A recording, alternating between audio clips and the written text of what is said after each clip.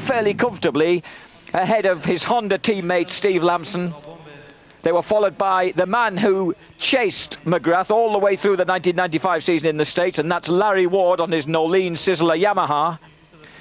Fourth place went to Colin Dugmore, surprise from the 26-year-old South African veteran who now races out of Germany and won the Czech Motocross Championship this year. Colin Dugmore was fourth. Fifth place was Ryan Rhino Hughes from the USA, who signed a deal to be Kawasaki's full factory man in 1996. Sixth place went to Jimmy Button on the Honda. Seventh, Mike Craig on a Honda. Eighth, Stefan Everts, reigning 250 world champion on the JHK Kawasaki. Ninth place went to Thierry Bettis of France, and 10th place, suffering from mechanical problems and an engine that was cutting out on his Honda of Troy Honda, Jamie Dobb. Now, supporting the 250cc cast throughout this World Supercross Series is a European 125 series, which runs 2 races each night. And here we have the guys lining up for that: Sebastian Tortelli, Marco Stallman, David Pingree. Down there, Carl Nunn and Ryan Vos having a baptism of fire, the 2 English teenagers. They've never been here before. I could see from the looks on their faces during the presentation that they were finding it fairly mind-boggling.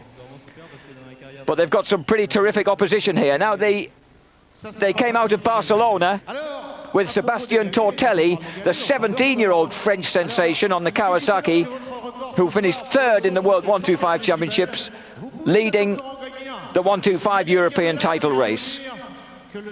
Behind him was a gang of mainly French, it has to be said. These young French guys are really class acts, and they're getting right in there with the Americans. But it was an American who won the first race here in Bercy tonight. The first 125 race went to David Pingree. Now, Pingree is one of the young up-and-coming American stars. He's just 19 years old, races the Pro Circuit Kawasaki and comes from Scottsdale, Arizona. He finished 5th in last year's 125cc East Coast Championship, sorry, West Coast Championship of the States. And he's an example of the new young breed of Americans who aren't really just focused on Southern California anymore. They're coming from all over the place. Pingree comes from Arizona. There's other guys racing here tonight who come from Florida, Tennessee, Louisiana. And this is the man who's hoping to beat them, the sensational Tortelli. Sebastian Tortelli, only 17 years old. He'll be racing the 125 World Championships again next year in an attempt to get the best of the guys who beat him this year. That was Philippe Dupasquier, the Swiss champion. Always a smart performer in Supercross. Dupasquier finished 3rd behind Pingree and Kawasaki's David Vuillemin in the first race. Vuillemin, you might well ask, is a Frenchman. There's the Oxbow, the startling colours, the beautifully designed helmet and matching leathers of Sebastian Tortelli. Tortelli won his first Grand Prix this year.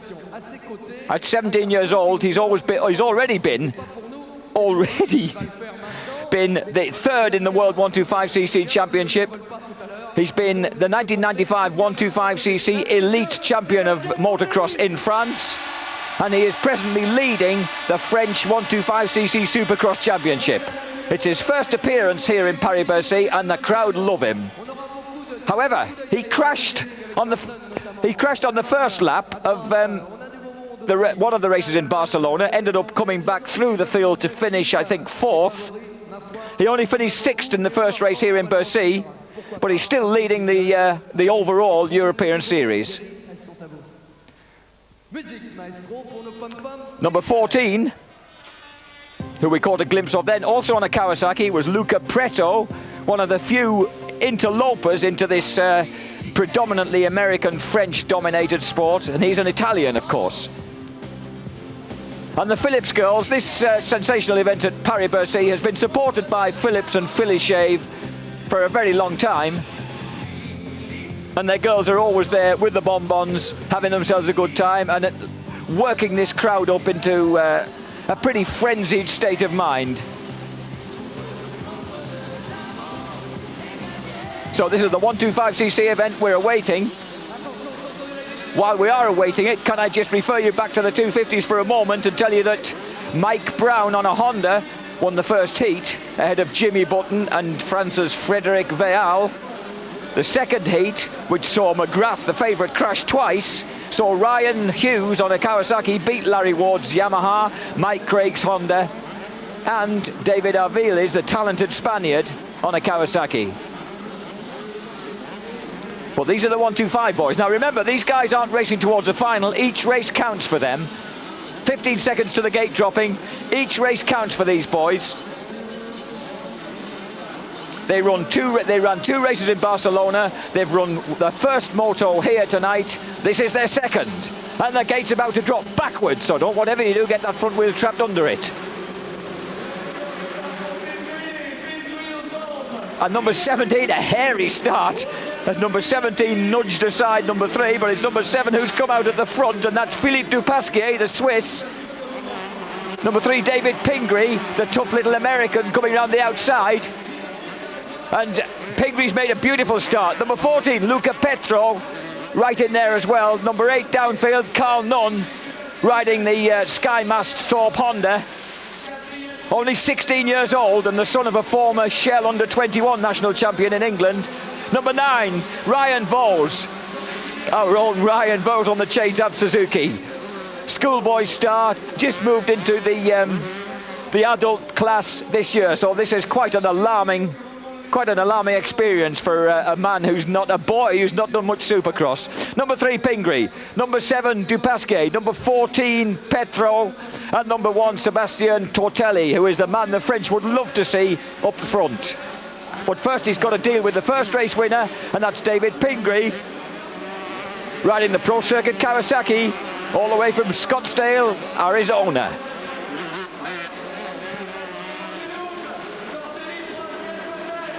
Tortelli, who will be racing full-blooded factory Kawasaki's in the 1996 125 World Championship prior to moving up to the 250s in 1997. Number 5, shadowing in there, is Stefan Roncada, beg your pardon, another Frenchman, need I say. This 125 class is absolutely rife with French kids, red-hot French kids. We think that Tortelli's the only one because he's done so well in the World Championships, but there's loads of them. And of course, what's brought them on is having their own Supercross series since about 1987.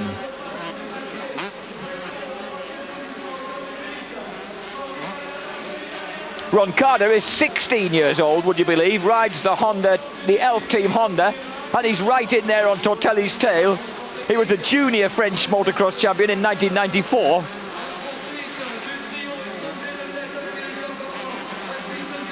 And he's obviously learning pretty quickly, because there he is, number 5, tucked in behind Tortelli. Number 7, Dupasquier. Number 14, a very sharp-looking Luca Preto, proving that the Italians, who also have a fair number of Supercrossers in their home country, are also pretty good at this game.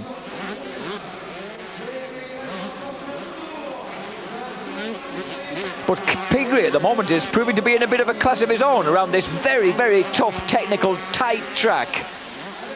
Jamie Dobb was saying before the racing tonight that it is almost one pace, because people get together. There isn't really the room between corners and obstacles for people to really get a run on one another. As you can see from Tortelli, really struggling to get past Preto, which he has finally done there. It usually takes a mistake from the opposition to get you through, and that's what happened there. Preto lost momentum, Tortelli was through, thank you man, and on to the tail of Dupasquier, because of course this is not a qualifier. These boys want every point they can get towards this European 125 Championship. The Kawasaki now all over the back of Philippe Dupasquier. Dupasquier is a tiny little man. He's only about 5 feet 3 inches. Minute little Swiss man. Always been a good Supercrosser. And at the moment showing well as he holds off Tortelli. Dupasquier, 21 years old now. So he's getting that little bit of experience.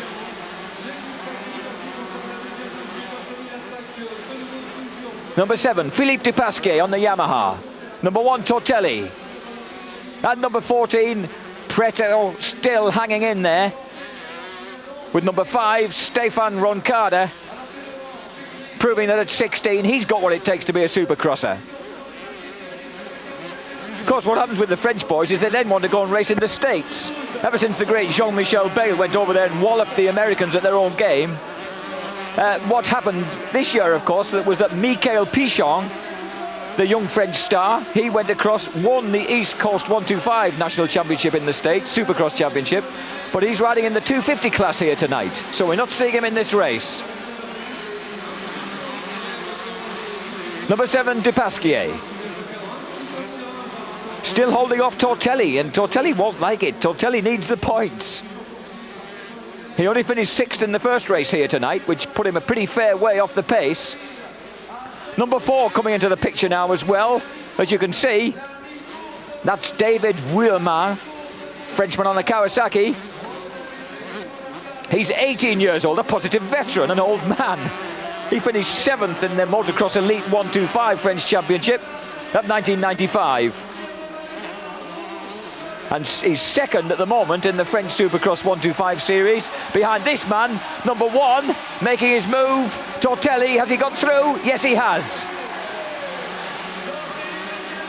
A brave attempt to come straight back across those huge obstacles from Dupasquier, number 7, but he couldn't quite make it. So now Tortelli's got a clear track. The question is, can he do anything about David Pingree, who is ahead of all these snarling, snapping Kawasaki's, with the Honda and Yamaha sandwiched in there. Pingree, Kawasaki, who we just saw a glimpse of there across the other side of the tabletop, already virtually a loop ahead of Sebastian Tortelli.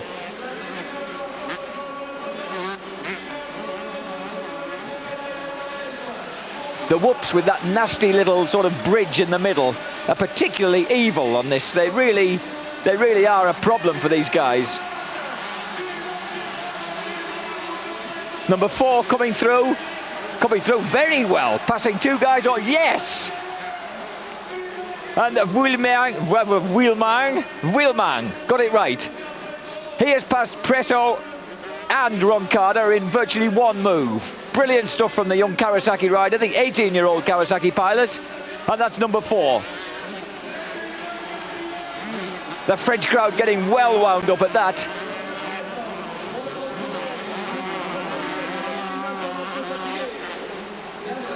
But he wants to watch Preto. Preto isn't giving up that easy.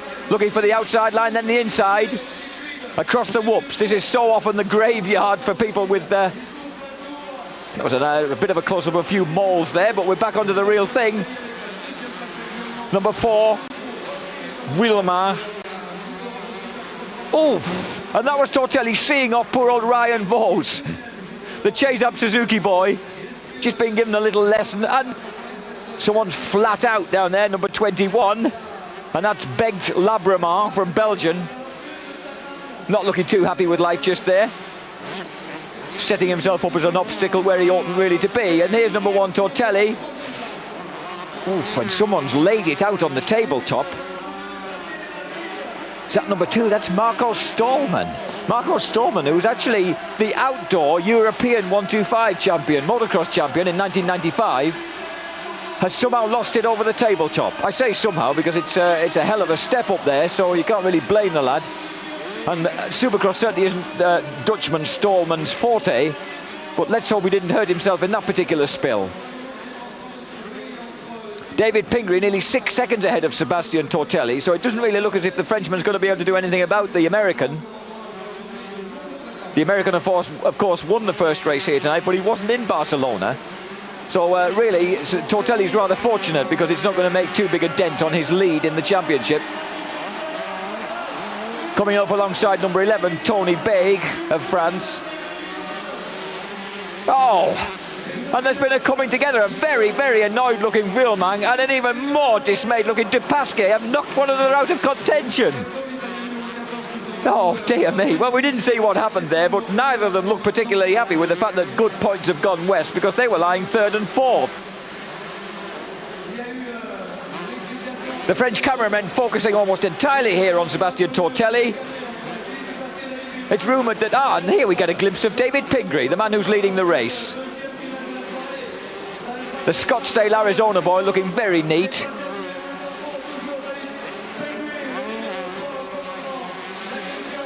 This really is quite a sort of Kawasaki benefit, this race. Even the guys getting lapped, like number 6 there. Oh, number 7 just getting lapped. Poor Dupasquier back in there with number 6, Edgar Torrentera from Spain. Torrenteras, perhaps. There's Torrenteras about to be gobbled up by Pingree, which he is. And this, of course, is all, except for the huge screens, one at each end of the stadium, this stuff through the tunnel is all out of sight of the crowd. They watch it on screen, much as we do here, really, except it's a huge screen. And there, Pingree bursts back into the arena at that point, across that series of jumps, over that double, into the tight bank left-hander.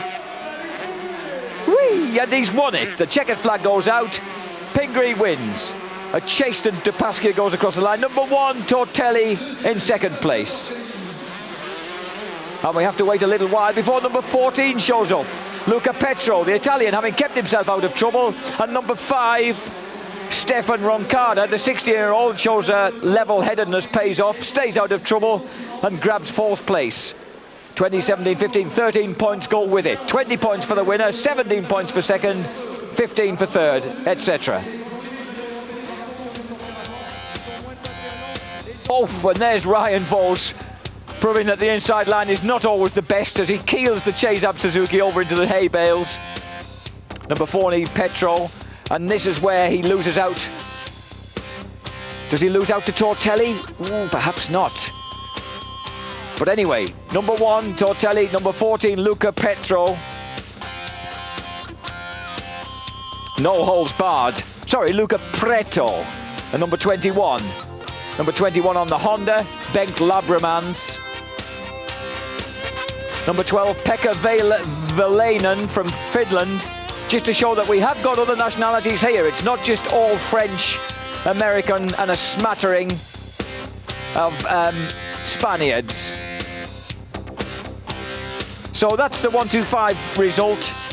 And it means that David Pingree, the 19-year-old on the Pro Circuit Kawasaki, has won both the 125 events here in Paris tonight and won them fairly cleanly, despite all the efforts of this man, the Oxbow Kawasaki French pilot, Sébastien Tortelli. And there's Pingree looking down at the checkered flag as if to say, thank you very much, that'll do nicely. No. Pingree first, Tortelli second, Preto third, Roncada fourth. The other American, Corey Keeney on a Yamaha in 5th place. 6th place, Guidetti. 7th place, Trottier. And 8th place, in fact, for the Finn Vehalainen. So there's some reasonable points. 8 points from Vehalainen, the young Finn there. Now, the big boys will be out next. Don't go away, we're having a commercial break. It will be followed by the grand final of the 250s here at Paris Bercy. Formula One on Eurosport with Goodyear.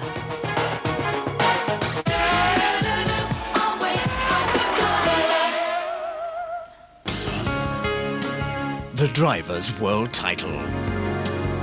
The Constructors' World Title. 1995 has been all about Schumacher and Benetton. Now in Adelaide, Australia, the German is going after a new record for victories in a season. The Australian Grand Prix, the qualifying Saturday 9 AM, 5 PM and 10 PM. The warm-up Saturday live at midnight. The race live on Sunday 4:30 AM on Eurosport.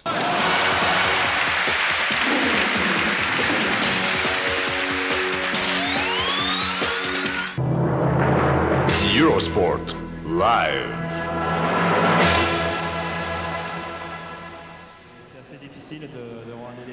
Welcome back to the darkened stadium here at Paris Bercy, where we are waiting, eagerly awaiting the final, the 250cc grand final of the 13th Paris Bercy Supercross.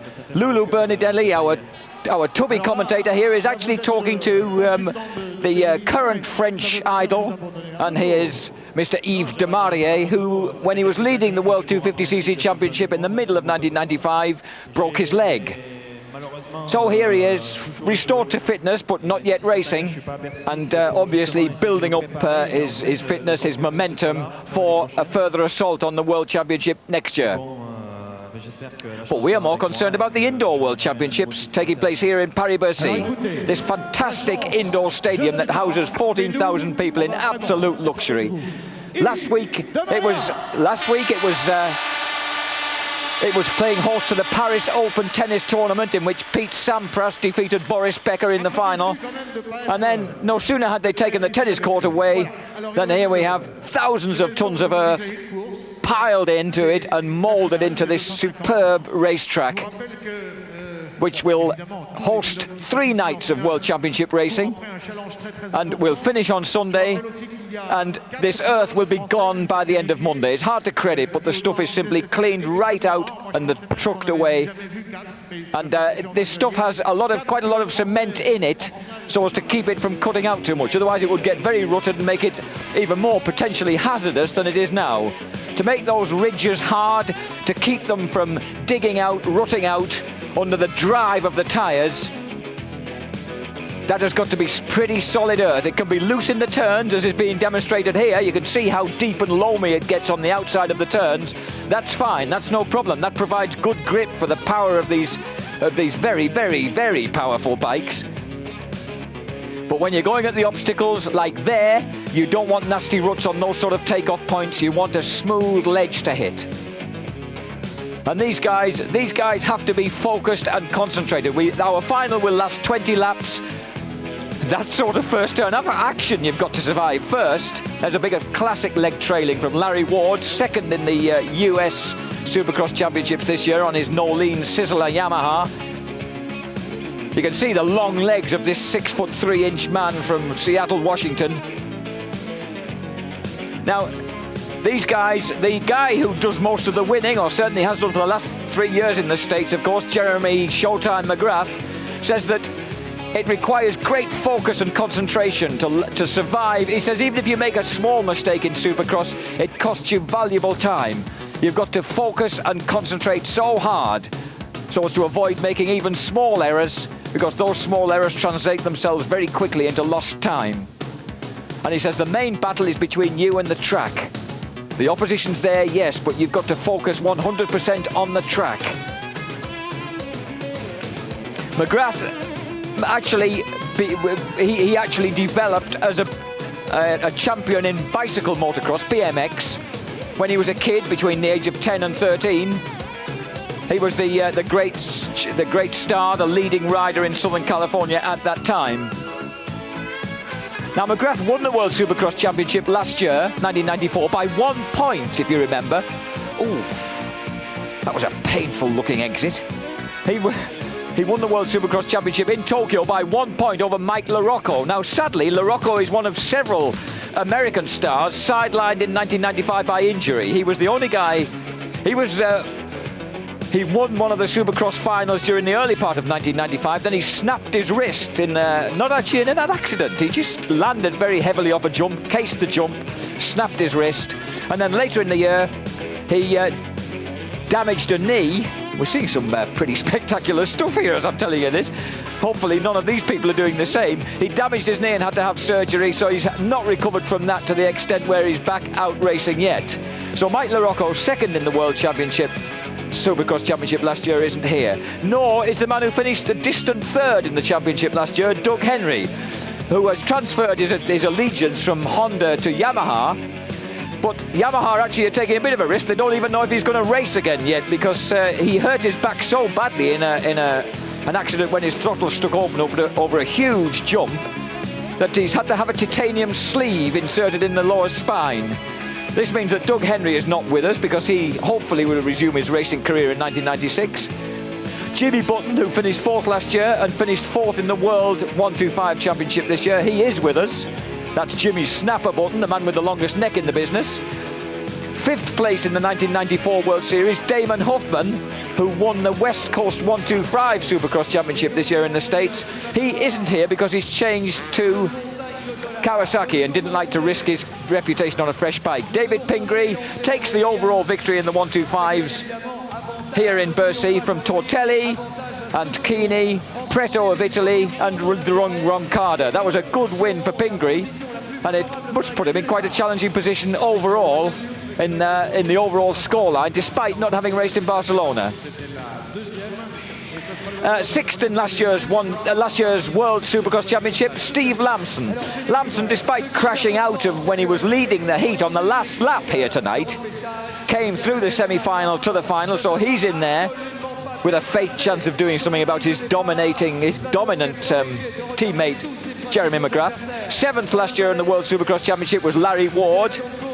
Larry's here. He finished second through sheer consistency in this year's American Supercross Championship. I say consistent because Larry's only ever won one 250 main in the States, and that was back in 1990, would you believe, on a Suzuki. Here are the guys lining up. Number 11, Chicken Matazovic, 26-year-old raw Kawasaki veteran, lining up along alongside of a lot of younger talent. Like number 6 there. And we've number 15, Frederick Veal, 125 specialist, racing 250 here. Number 6 is, of course, Larry Ward. Larry Ward, whose sheer consistency got him to his best position ever this year. He's always been challenging, and people have always really rated him in the States, but he's never really slung consistent results together.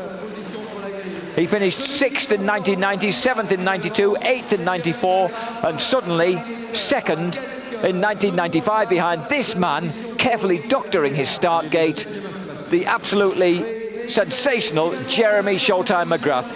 This year, as in 1993, McGrath won 10 Supercross finals in the States, ladies and gentlemen, 10 Supercross finals.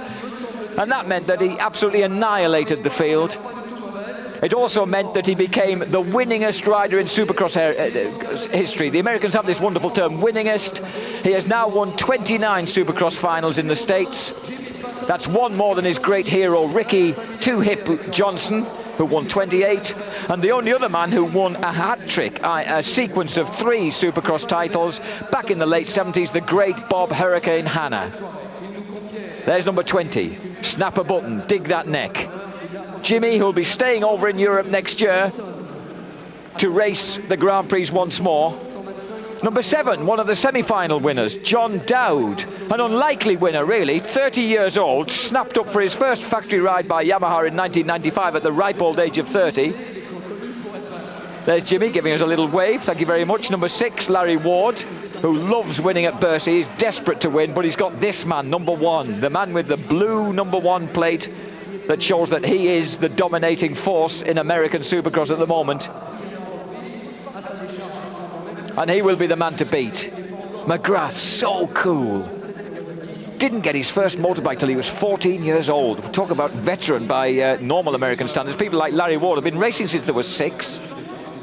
So although he's 23 years old, McGrath has only been racing 9 years.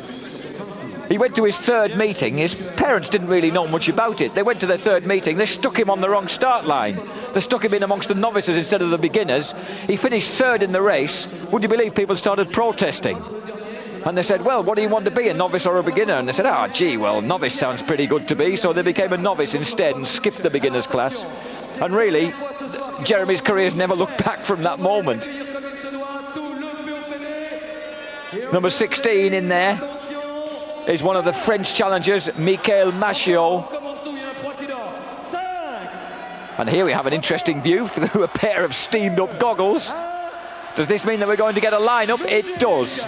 The grid, I beg your pardon, for the department, we're not grilling them. Ryan Hughes, Mike Brown on Honda, Larry Ward Yamaha, Jimmy Button Honda, Mike Craig Honda, Frederick Vial Kawasaki, McGrath, Dowd, Lamson, Stefan Everts, World 250 champion, Emig, Darrell King, and the rest. Darrell King and a few Frenchies, and the Frenchies will be in there, believe me. Darrell King is an unusual one to have in here. He's the only 500cc Grand Prix rider we've got on show tonight. Finished 3rd in the Grand Prix this year.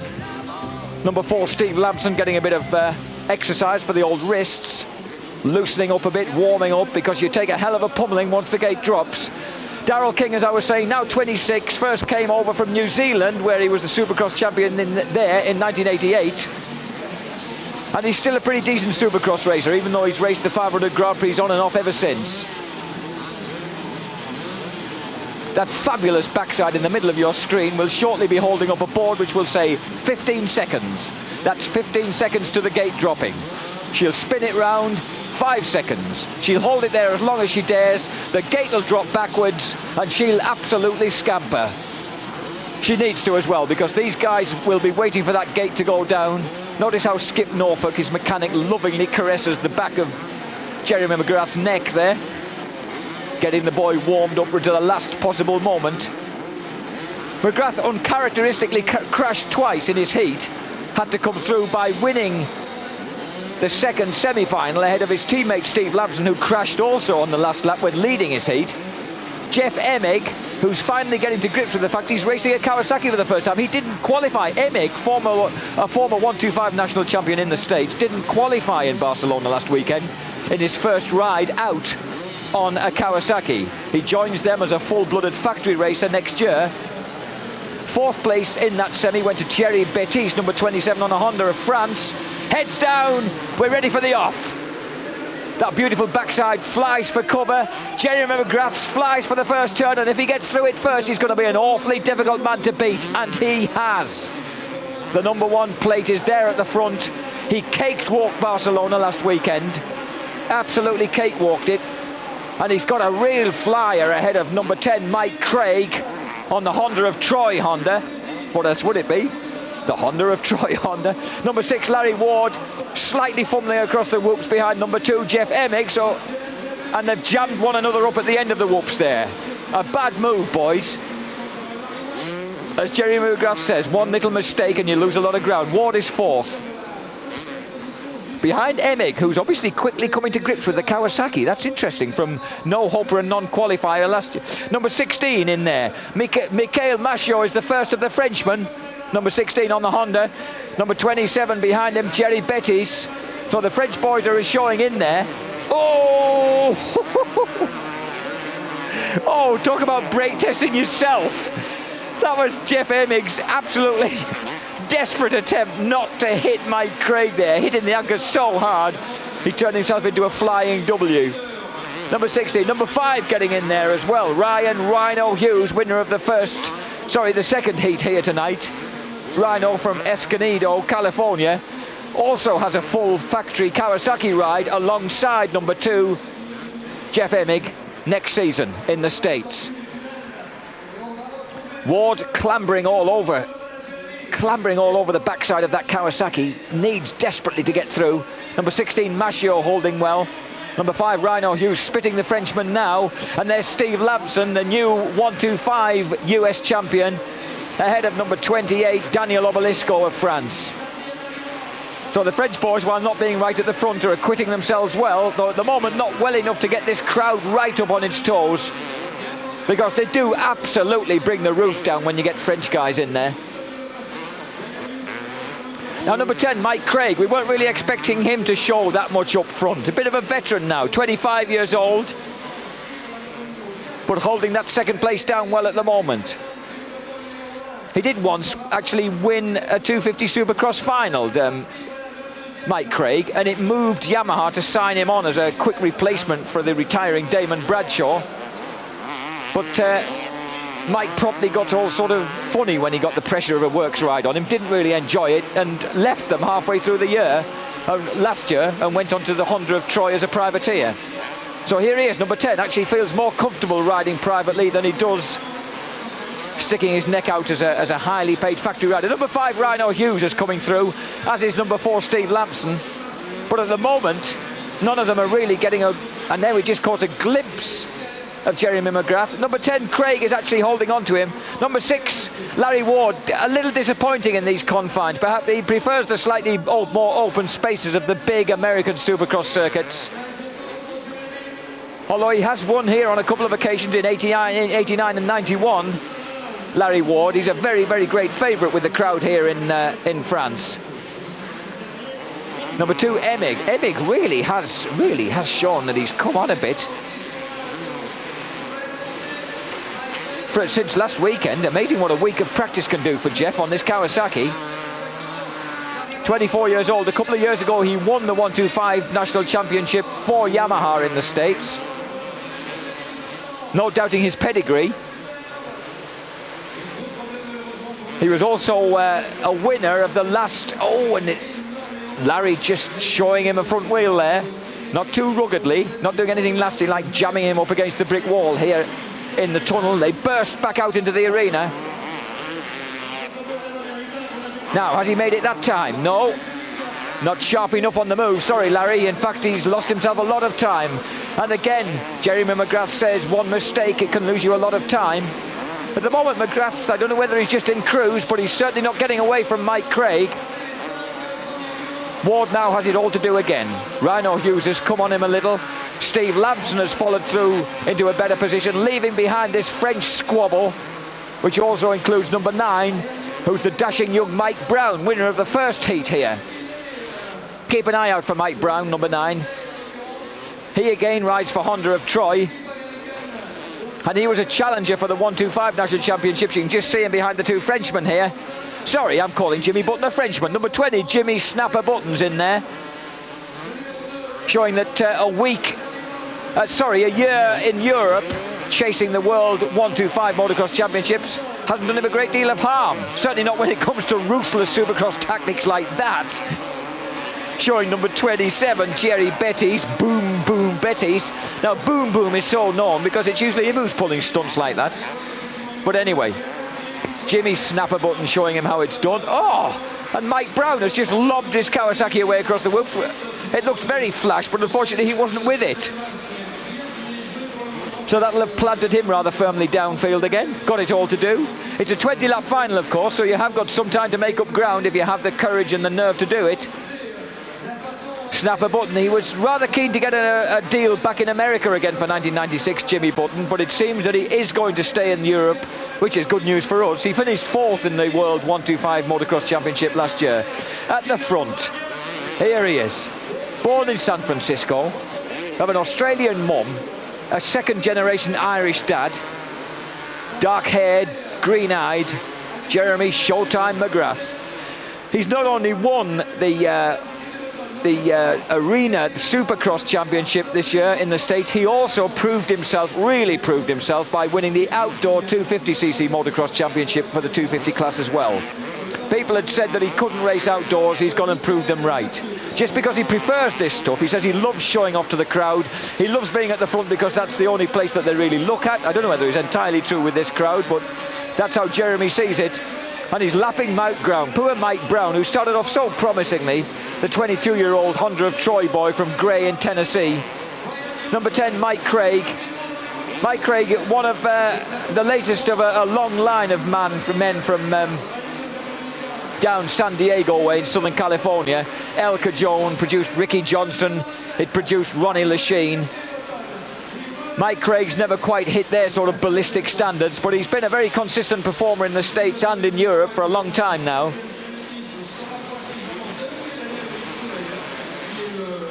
He actually won a race at the NEC in 1992 in an event mainly dominated by number 6 there, Larry Ward. Rhino Hughes still keeping him company. Steve Lampson, none of them really getting close to one another around here, although Ward is inching back towards Jeff Emig again. It must be annoying him that Emig's gone from Yamaha, which is what Ward is on now, and down has gone Craig.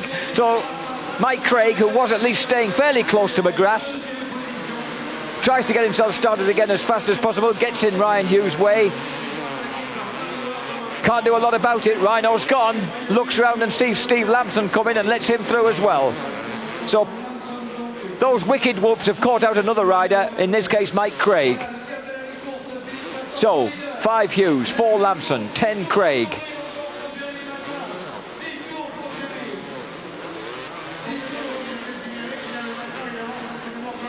Ahead of them, of course, we still have Jeff Emig with Larry Ward clambering all over his back wheel. Now, of course, they're fighting for second place rather than third. 10 laps, we're at half distance. Half distance. These top guys say this is as grueling as doing a 45-minute Grand Prix moto. The intensity of the concentration and the physical and mental demands made on you. And that's what makes the amazing McGrath so good at this stuff, because he somehow manages to relax over this stuff as well, and relaxation is probably ultimately the name of the game and the secret of success. Ryan Hughes, McGrath 10 seconds clear now of Jeff Emig. And there's Mike Craig, the man who was chasing him, and he's Steve Lampson. Now Lampson and Hughes took the 125cc American Motocross Championship down to the wire, down to the last race.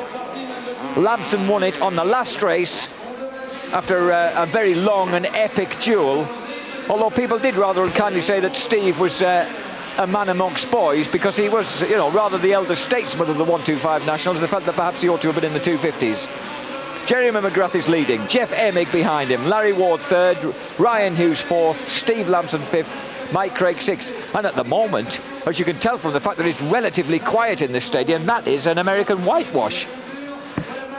Excuse me, we haven't got any Frenchmen in there. Steve Lampson, who apparently has been signed for Honda, who only have a two-man team for 1996. There's confidence for you.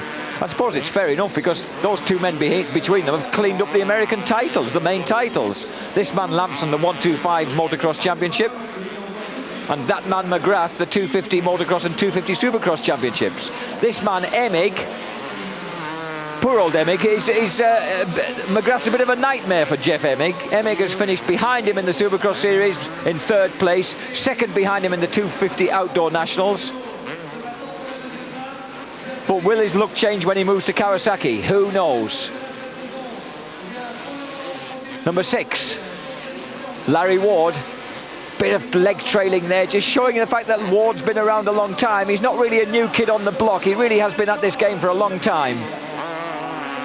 Always been a consistent top runner, always been a bit volatile, a bit inconsistent. He came over to the NEC Supercross in Birmingham in 1992 and absolutely lit the place up. He hadn't got his bike with him when they wanted them a few demonstration laps done on the early on the first evening. So he just borrowed somebody else's bike, and complete with his sort of Dr. Martens and his jeans, threw a load of clickers all the way around the track and absolutely delighted the crowd. So here he is, number 6, Larry Ward, Sizzler. Sizzling around this track in third place, and showing that perhaps the place that he was, you know, just off a fraction down on McGrath's speed was where he belongs really throughout 1995, because here's Emig and Ward, the men who chased McGrath gallantly all through 1995, chasing him again here around the Paris Bercy track.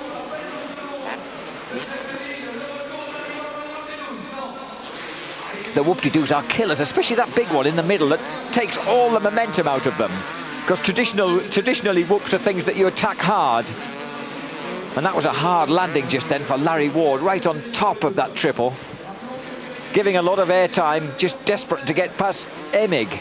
Surely feeling that if he had a clearer track ahead of him, he might be able to do something about that lead of Jeremy McGrath's. Now their battle has pulled them away slightly, told them a bit clear of what has now become a bit of a showdown between the guys who fought out the 125 championship in the States. Number 5, Rhino Hughes. Number 4, Steve Lampson.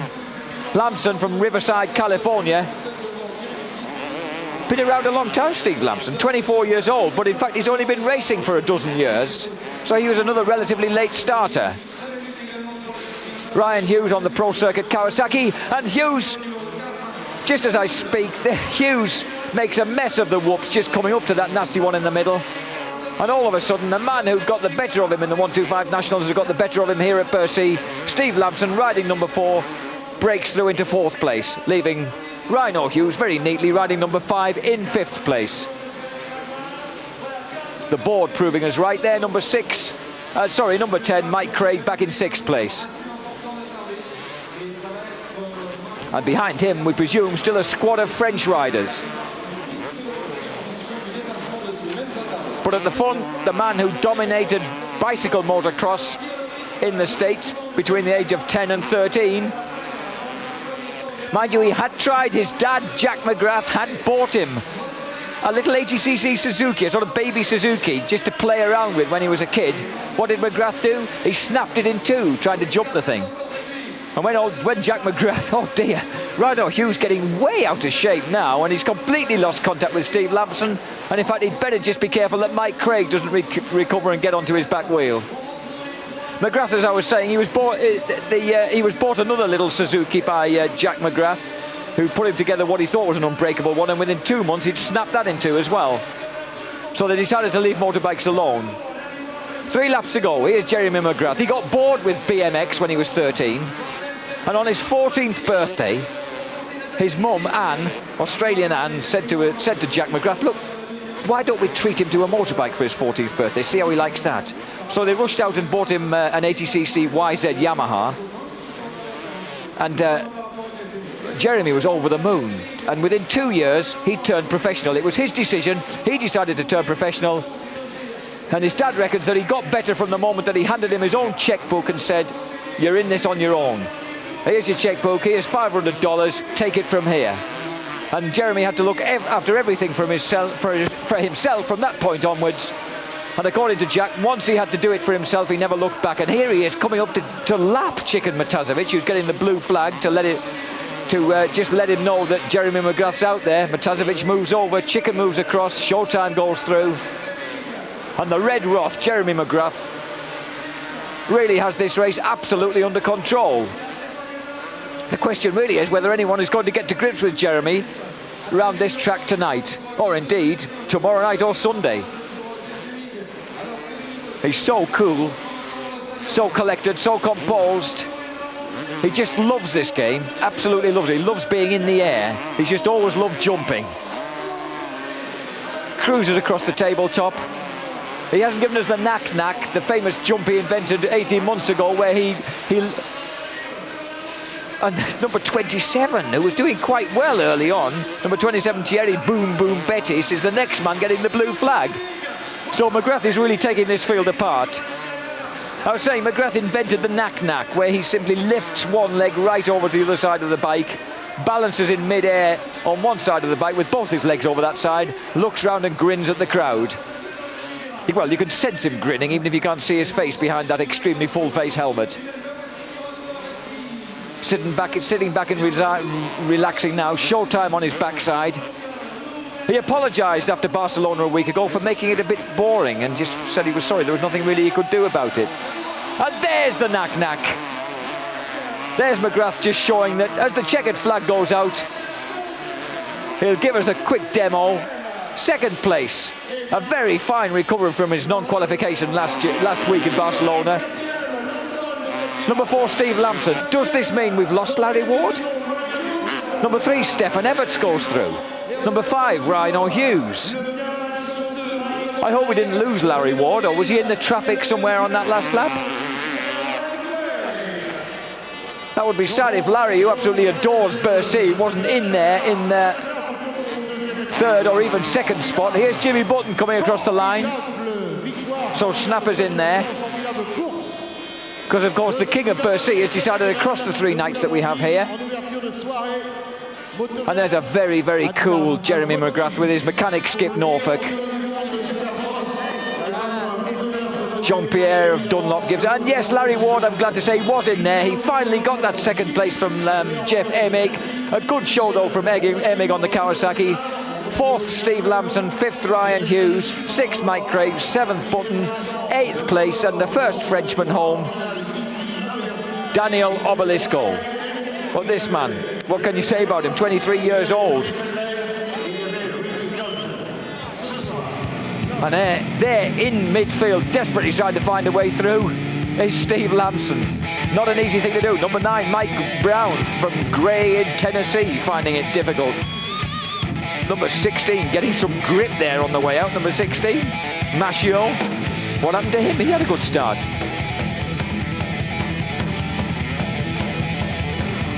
Number 5, Rhino Hughes flying through the air. Number 16, Machio there. But it's been a comfortable race for Jeremy McGrath. But that was that block pass that left a ragged Larry Ward behind. But Ward got his revenge in the end. Got his revenge to take the 2nd place here at Bercy that he took behind this man, Jeremy McGrath, in the United States Supercross Series in 1995. What a contrast they make.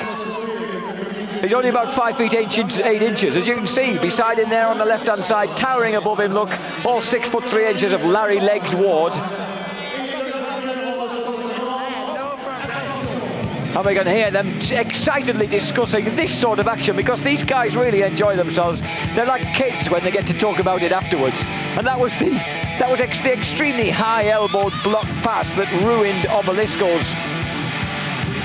Jerry Boom Boom Beatty's and his efforts. And there's the cool dude himself, old babyface Jeremy McGrath, 23 years old now. He won 10 finals on his way to the 1993 Supercross Championship in the States. He won a mere 9 finals, equaling Damon Bradshaw's own record in 1994. 1995, he's back to 10, and that included not starting the last round in Las Vegas, because Las Vegas... I'm glad I'm the one to beat him. Beg your pardon, I was talking over him there, saying I'm the one to beat him. He's very modest, this kid. He knows that really he's the favourite out there. Oh, and that was the moment where Mike Brown threw away the Honda in the whoops. Do you feel good enough, in good shape, to win the 2 next races, the 2 next main events? Yeah, I think so. Once I got out in front, I didn't work that hard, so I was saving my energy for maybe tomorrow night and the next night.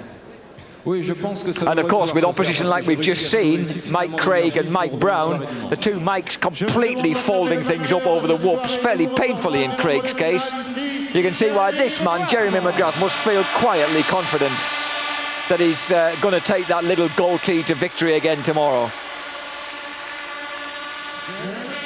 The crowd have enjoyed it though, the crowd saying, thank you Jeremy, that was a good time, thanks for the show. I was hoping, and there's the knack-knack. A real hip bender, and there's Jeremy McGrath with the first night here. Honda have won a staggering, overall, Honda have won 31 out of 45 finals here in Bercy in its 13-year history. And that's Jeremy McGrath taking it up to 32 out of 46. They really have been the dominant breed of motorcycle here in Bercy. Actually, it's 12 years, because we ran 2 in 1984.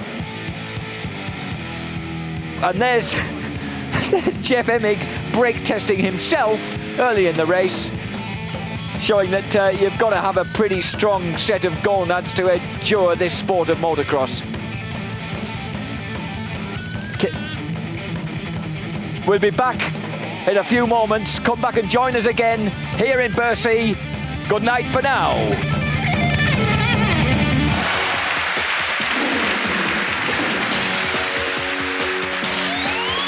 Dobb third, 1 place too far back. And the problem is, he's got to get past number 28. That man, Daniel Obelisco, if he's going to make himself his presence felt in the final. And we're on to the last lap. I don't think there's going to be enough time for Dobby unless something happens in front of him. 25-year-old Obelisco on the Team Honda, Elf Honda, looks as if he's going to best Jamie Dobb, who rides for Honda of Troy, the American dealership team. There's Obelisco chasing number 11. In fact, Obelisco's looking comfortable. He knows he doesn't have to win this. If he stays in second place, that's good enough. And Dobb is almost the length of that straight behind. Head down, full ball through the tunnel. Chicken Matazovic, hailed as a supercrosser of great promise in his youth, Chicken has only ever won one 250cc final in the States. Here he goes, winning the last chance, cocking a leg under the armpit, second to Obelisco, and sadly third place for Jamie Dobb. And although he's ahead of number 26, David Aviles, and did you see number 18 there, Frederic Bolle, holding out an apologetic hand to his French fans as if to say, what could I do about it? Lacking race practice, I just wasn't fast enough. This man was. Chicken Matazovic, the winner of the last chance repechage. He'll be joining some pretty classy names in the final. He used to be the factory Kawasaki pilot for many years, and now he's gone back onto the Team Green machine. Matazovic actually won the Japanese Supercross Championship from Ronnie Tichenor, another exiled American, this year. So really, since those successes in 1988 and 1989, that's the first national Supercross, that's the first national championship he's won. You can see from these slow motion pictures how much hammer the suspension soaks up. And that That was Bolle's block pass on Jamie Dobbin. Although Jamie got back past him pretty smartly, it wasn't good enough. In fact, this is the moment when it happened. Bolle takes an unsolicited side step into the hay bales there, leaving Jamie Dobb clear to go through. But it wasn't enough. A kind gesture, but not enough to get Dobby into the final. As I was saying earlier, Jeremy McGrath actually crashed twice on his way to 8th place in his heat.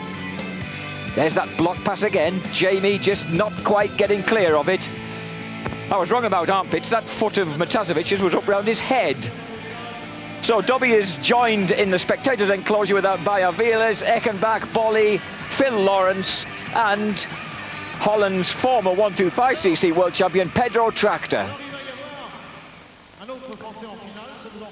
Now we have the great Lulu Bernadelli warming up an absolutely packed house for the final. The 13th final, unlucky for some. Yes, it's 1984. It was that long ago that we all first came to Paris Bercy to see this astonishing event.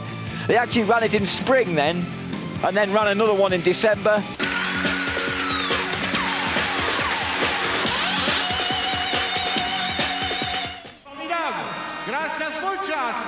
Good evening, ladies and gentlemen. This is Jack Bernicle welcoming you back to Paris Bercy and the World Supercross Championships here in France. We've just seen a dramatic last chance in which the Spanish motocross champion, David Aviles, propelled himself through to tonight's 250cc final. And we're waiting also to see what happens in the second leg of the 125 European Championship, presently led by the sensational Frenchman Sébastien Tortelli. Already, we've seen some dramatic action tonight, following improvements to the circuit made by American designer John Savitsky, which has knocked 2.5 seconds on the off the lap times round here, as well as producing nasty little incidents like this. And we're looking forward to seeing whether or not 23-year-old Jeremy Showtime McGrath can make it 2 wins in a row here in Paris tonight. Meantime, lining up on the grid shortly will be the 125 guys, who've already, of course, been out once tonight. We've seen them. We've seen David Pingree, the young American, complete a hat-trick of victories. He won twice last night, beating this man, Sébastien Tortelli. Tortelli was once more second earlier this evening, ahead of fellow Frenchman Stéphane Roncanda and the other Frenchman, Serge Guidetti, followed by a further Frenchman, David Willemin, Edgar Torrenteras, and the other American, Corey Keeney. 8th place went to Philippe Dupasquier, the Swiss champion, but it is noticeable that in the 125 class, these French kids are coming on very, very strong. Now, is one of the reasons the fact that since 1988 they've had their own Supercross series to challenge the Americans at their own game? Could it also be that they start stupendously young? Tortelli started racing when he was 7, so at 17 he's already been at this game for 10 years. David Willemin, 18 years old, had his first race at 9. And Stéphane Roncada, who is 16 now, had his first race at 4. So he's been racing 12 years of his youthful 16. So these boys have been at it a long time. Experience is already the name of the game for some of them, even though they're just teenagers. The atmosphere here has been pretty wild. The racing has seen some very, very, very exciting moments for them, because the French riders in the 250 class also have been putting on a much better show tonight. 19-year-old Michael Pichon, who won the East Coast 125cc Supercross Championship this year in America, won a semi-final. He's been smitten with flu for the last week. He says he's feeling a lot better tonight, and he certainly showed it with a flash of brilliant form on the 250cc Kawasaki.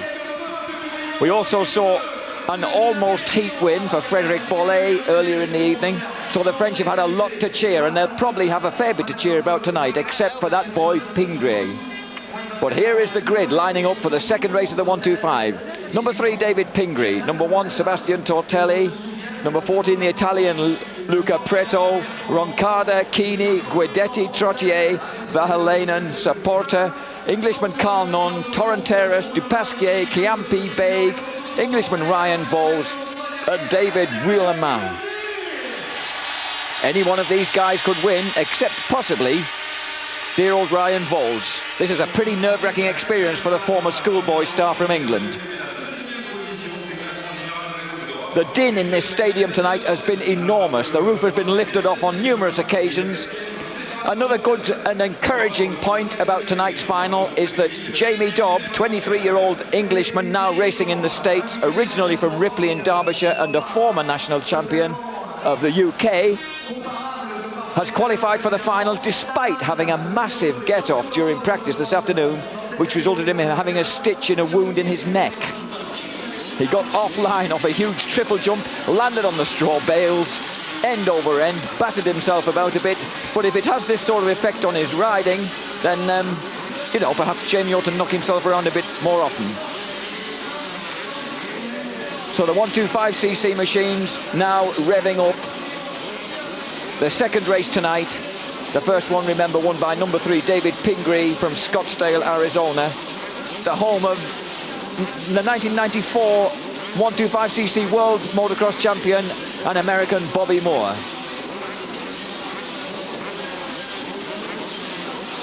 Number 2, Marco Stallman, is the current European Motocross 125 champion, but he's having a pretty bitter time of it round here, Stallman. He's had a few crashes already.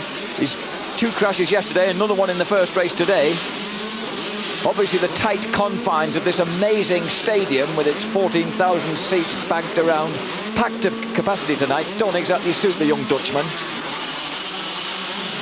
5 seconds to go and Nesnet's Lady will be out of the way as fast she can scarper. There they go, there she goes, and there goes David Pingree. If someone doesn't head him off the start, he's going to wipe the floor with them again, because once that boy gets away, and he is at the front, he takes a lot of catching. Number 5, Roncada, has spat his 125 Honda into second place. Can the 16-year-old Frenchman do anything about the 19-year-old American? Number 3, Pingree. Number 5, Roncada. Number 1, Tortelli, is in 4th place. Good, but not good enough, perhaps. Number 17 in there, Serge Guidetti. So the French boys are once again in hot pursuit of that wretched American who keeps spoiling their results. They'd have absolutely French whitewashers in these races if it wasn't for Pingree. Number 20 in there is Corey Keeney on his Yamaha, so the second American here in the 125 class has actually got a pretty good start this time. Let's see what he can do with it. Tortelli there, number 1. Aiming to win the 125cc World Motocross Championship next year. Possibly, they've already tried to tempt him over to America. It could yet happen. But if he's going to go over to America, then the best thing to do is go over early, like Mikhail Pichon did at the age of 18, and get some winning under your belt. There we have it. 2 Americans, 4 Frenchmen making up the top 6.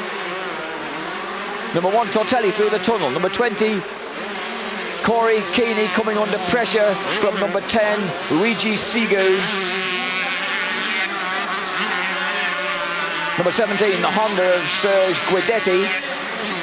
The current championship points, incidentally, after 2 races in Barcelona, 3 races in Paris Bercy, show that Sebastian Tortelli is still leading, ahead of Serge Guidetti, but those 3 wins on the trot have catapulted David Pingree through to 3rd place in the championship, only 4 points adrift of Guidetti. Tortelli knows that he's got to do something about these guys between him and Pingree, because the American is going to get dangerous. He may not have competed in Barcelona, but by the time we get to the end of his winning sequence, if he goes on like this, he's got 2 more races, remember, tomorrow. Then it could be that David Pingree will have taken over the lead in this European Championship without even riding in Barcelona. Number 5, 16-year-old veteran Serge Guidetti.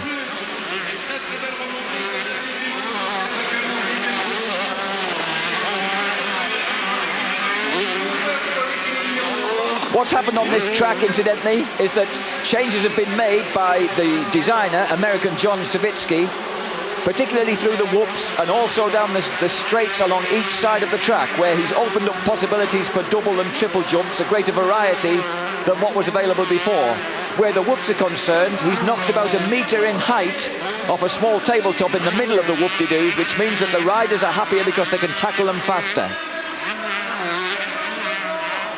He admits that the course design wasn't spot on for last night, but he's certainly got it right this time. Here they go through the whoops. Pingree showing that the little tabletop in the middle hardly knocks any pace off now. There's number 17 hopping his way over it. That's Serge Guidetti. Number 3 Pingree. Number 5 Roncada. Through the tunnel, Guidetti. Number 1 Tortelli chasing desperately hard. We tend to forget that the amiable 17-year-old Tortelli, who speaks exquisite English, is still only just turned 17 years old. I mean, we talk about him almost like we're expecting miracles, really. 17, Guidetti beginning to come under pressure now. Tortelli really getting the power down around the outside, trying to wind his way through, catapulting that Kawasaki past. And he might be making it, no.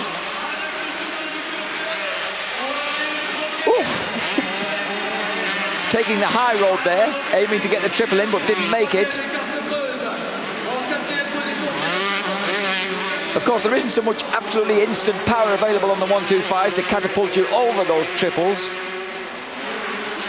Both these boys finding themselves going round the rim of the soft corner, but making just doubles out of the straightaway.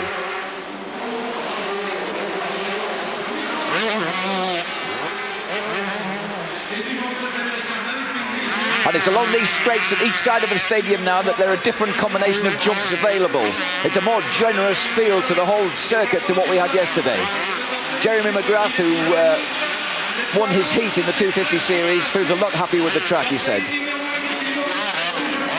And you can see it, the way that Tortelli is able to attack. Oh, and he got the triple in that time, and he got the second triple in, just. And dear old Guidetti suffers from that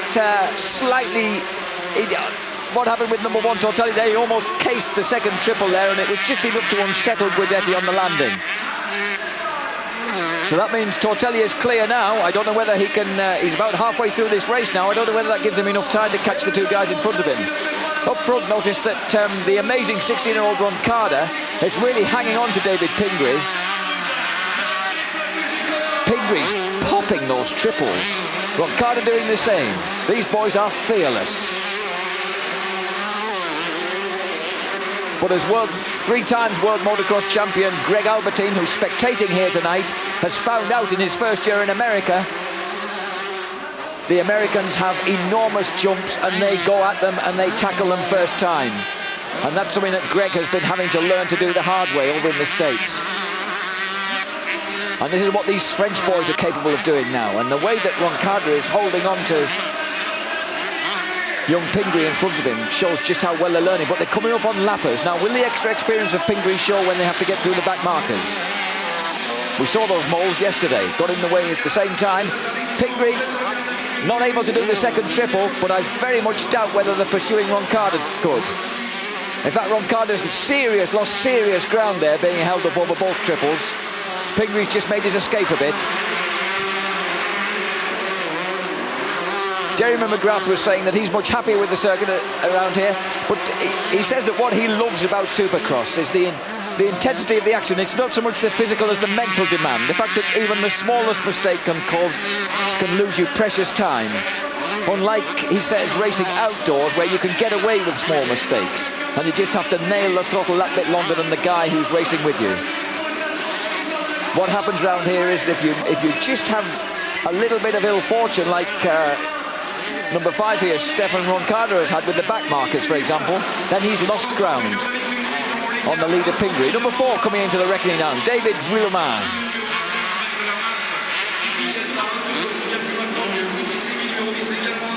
Willemin, who's lying 5th in the championship at the moment, just 1 point behind Philippe Dupasquier, the Swiss champion. So it's looking as if, with a strong ride, Willemin will go into the 4th place in the championship. And there he is, number 4 on the Kawasaki. And someone's down, but we can't see who. A rather painful looking fall for number 18, and that's Sébastien Trottier, yet another of the French lads. not looking like he wants to get back on board too fast. And now that he's been lapped, it's probably about time for him to quit. He comes from San Calais, 17-year-old, first race at the age of 6. Here's number 3, 19-year-old from Arizona, David Pingree. And he's really stamping his authority on these 125s, rather in the way that Jeremy McGrath did when he first came over in 1991, riding the Team Peak 125 Honda. So could this be an omen for the future? Who knows? Dave Pingree on the Team Pro Circuit Kawasaki, the same team, in fact, on which Jeremy McGrath made his name, won the West Coast 125cc Regional Supercross Championship 2 years in a row, in 91 and 92, and followed that 93, 94 and 95 with those famous victories.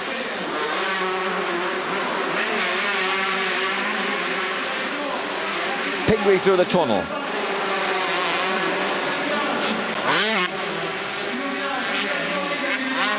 And he's choosing to do a triple and then a double at the end of that sequence along the straight. Lays it flat over the tabletop. Looks round to see what's happening behind him. And here's Ron Carter to finish second. A wave to the crowd. Sebastian Tortelli rescues third place, so he drops another 5 points. He drops another 5 points to David Pingree in the European 125 Supercross Championship. He can't afford to do that too often.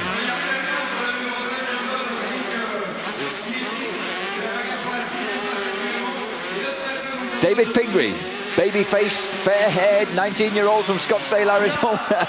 A few leg antics flying over the finishing line there. And there's our finishing order. David Pingree, Ron Carter, Tortelli, Vuillemin, Keeney in 5th place, ahead of Philippe Dupasquier.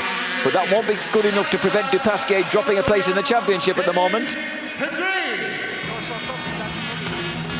Here is David Pingree, about to talk to the legendary Lulu Bernadelli, who's been commentating here since Paris began way back in the spring of 1984.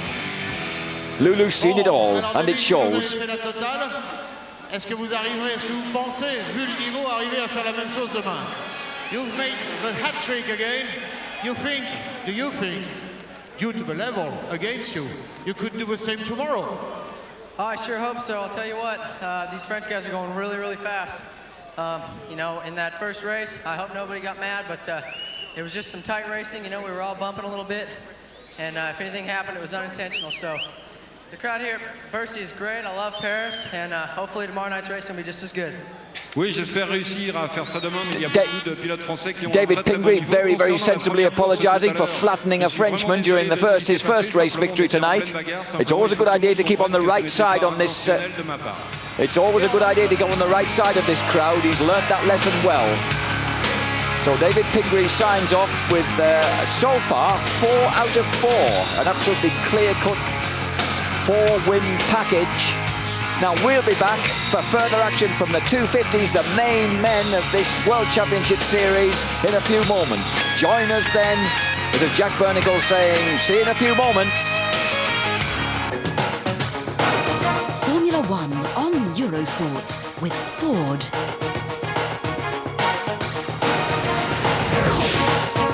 And Hitachi. The Drivers' World Title. The Constructors' World Title. 1995 has been all about Schumacher and Benetton. Now in Adelaide, Australia, the German is going after a new record for victories in a season. The Australian Grand Prix, the warm-up this evening live at midnight. The race live tomorrow morning at 4:30 a.m. and again at 11:30 a.m., 1:45 p.m. and 10 p.m. on Eurosport.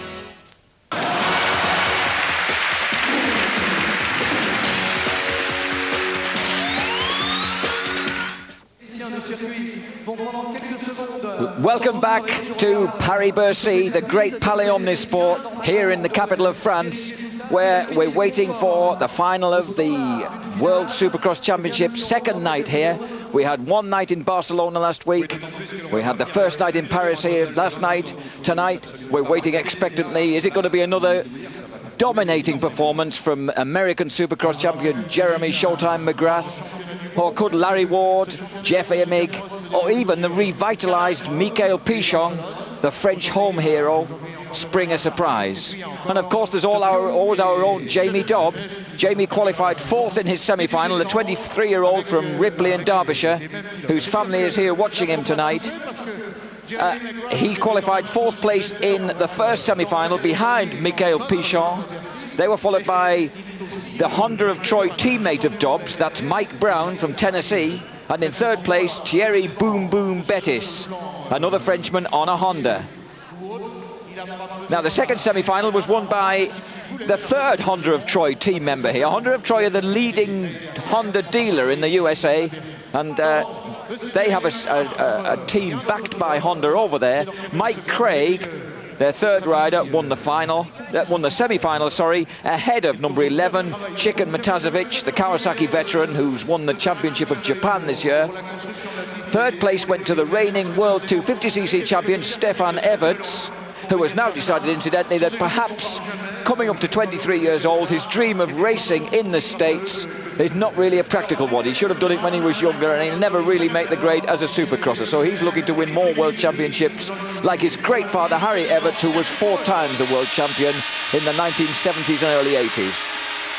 4th place in that second semi-final went to another Frenchman, Michael Machiot, also on a Honda.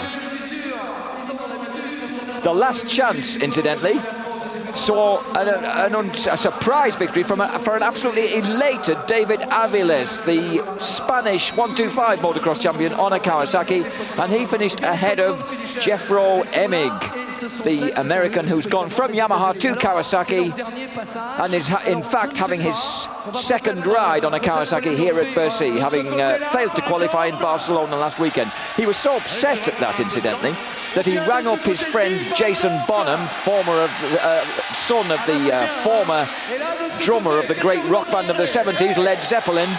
Jason used to be a racer with Team Green Kawasaki himself in his youth. He's just restarted racing AMCA and amateur racing in England. And he's sorted out a practice track at Cricking, Northamptonshire, for Jeff Emig to come over and get accustomed to his Kawasaki during the middle of the week. And it worked. Emig's through in the final. And of course, he only just lost out to this man, Larry Ward, Legs Larry Ward, on the last lap of the final yesterday. Ward pinched 2nd place from Emig. Ward, in fact, lies 2nd in the World Championship now, behind McGrath, which is, of course, exactly where he finished in the US Supercross Series this year. So Larry Ward on his Nolene Sizzler Yamaha will be trying to do one better. Number 12, Michael Pichon, the absolute hero of the French at the moment, the 19-year-old who won a 125 Supercross championship in the States this year, hoping to bring home some bounty to this eager French crowd. Number 9, the quiet man from Tennessee, Mike Brown. Number 11, 26-year-old Chicken Matazovic, went off to Japan, realised that his chances of ultimate success in the States had passed him by, so he went off to win the Japanese championship. Those girls, incidentally, have been imported from the USA. Quite why that is, when we've always had beautiful French ladies, we're not quite sure, but there we go. Steve Lamson, 125 national champion in the USA, talking with Jeff Emig there. Emig, a former 125 national champion in the States, looking very happy and relaxed. Michael Pichon knows that he's got a lot to do.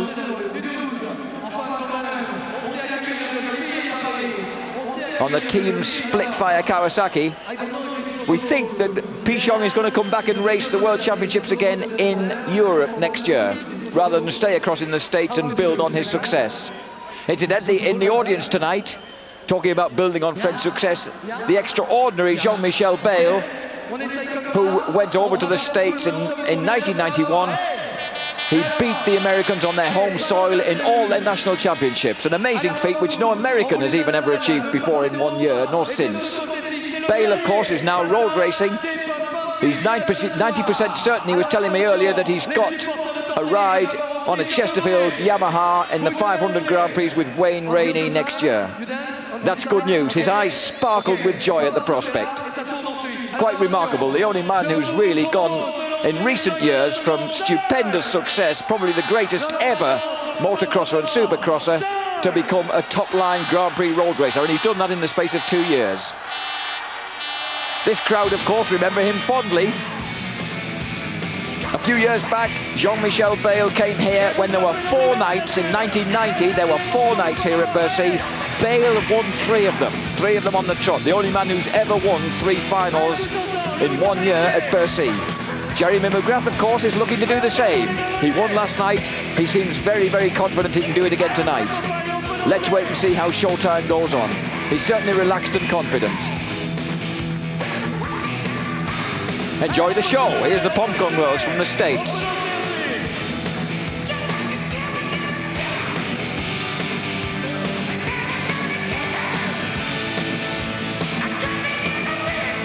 Incidentally, we have the winners here in Bercy of 32 or 33 American 250cc Supercross finals, and 29 of those have been won by Jeremy McGrath. 1 each have gone to Chicken Matazovic, Larry Ward, Mike Craig and Jeff Emig. So that's a pretty heavily weighted sort of load in favour of pre-race favourite McGrath. But he enjoys this game so much that it's no pressure to that man. He just really enjoys coming out here and playing for the crowd, as these girls appear to do. French crowd enjoying it. I don't know whether they know that these are American girls or whether they're treating them as their own home-brewed French.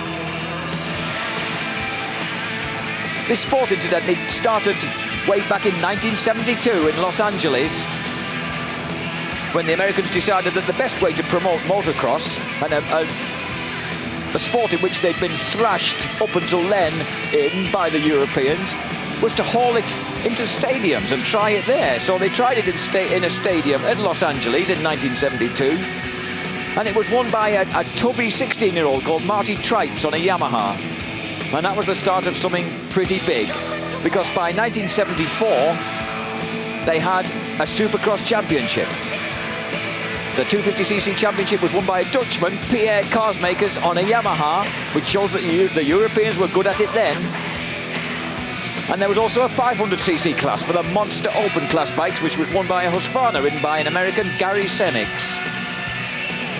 Back in 1975, the 250cc championship was won by Jimmy Ellis on an American, Canadian-built Can-Am. And the 500cc championship by Steve Stackable on a West German-built Mako. After that, we went into Supercross as the 250cc official series in 1976, which was when the whole thing really got underway, and the series won by Jamming Jimmy Weinhardt on a Kawasaki. And of course, the Japanese manufacturers have never looked back ever since. 1977, 1978 and 1979 were the historic hat-trick of victories for Yamaha's Superman Bob Hurricane Hanna. He's won 27 Supercross finals in the States, and only very recently was overhauled by Ricky Two-Hip Johnson on 28, and now Jeremy McGrath on 29. McGrath, of course, from Southern California, like Ricky Johnson, learnt a lot of his trade not only on the track, but also his ability to deal with the spectators, to hype up the fans, and to make himself the sort of likeable personality that people want to see winning.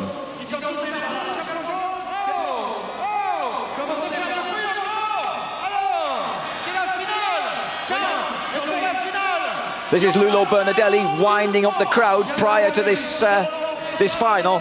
We, of course, have rounds to come yet in Tokyo and in Geneva in this Supercross series. There will be 2 nights in Tokyo and 1 night in Geneva, and you'll be able to see it right here, see the action right here on Eurosport, so don't miss it.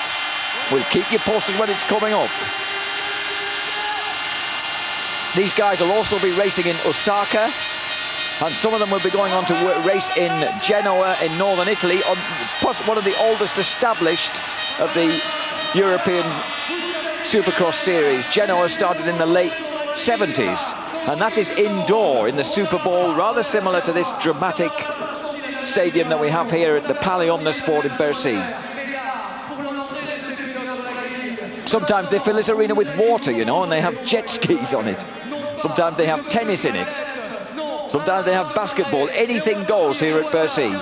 And John Savitsky, the legendary course designer and builder, will have these thousands of tons of earth shipped out of here by midday Monday. He'll start work as soon as we finish on Sunday night, and he'll work through the night, and you'll just be staggered at how quickly this track can be demolished.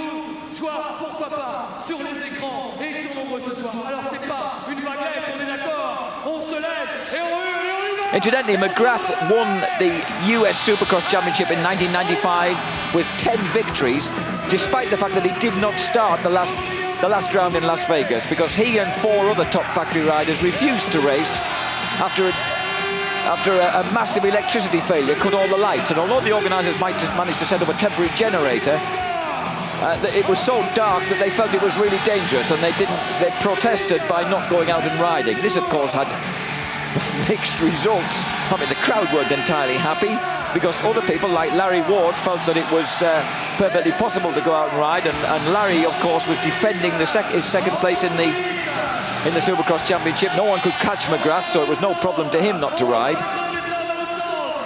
Ward did ride anyway, and he got that second place in the championship. Third place went to Jeff Emig, who was then riding Yamaha. Fourth place to the veteran Kawasaki rider Mike Kudrowski. Fifth place to Honda's Doug Henry. Sixth place to Kawasaki's Mike LaRocco. Both Henry and LaRocco are injured, incidentally. LaRocco has a knee injury, Henry a back injury, which means that they're not with us in Paris this year, which is a great shame, because they were the guys who really pushed McGrath last year. Actually, last year, Larry Ward also won the third night, you may remember, after McGrath was leading and he had a clutch problem with his Honda. A very rare mechanical misfortune for the Skip Norfolk prepared factory Honda.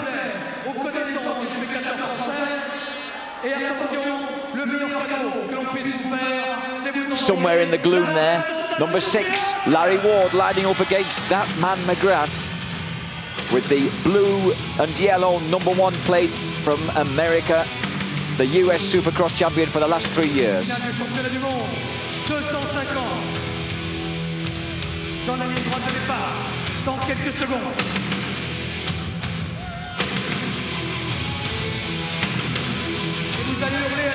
The present standings, incidentally, in the World Supercross Championship after the rounds we've had so far, which is, of course, first round in Barcelona a week ago, second round in Paris last night.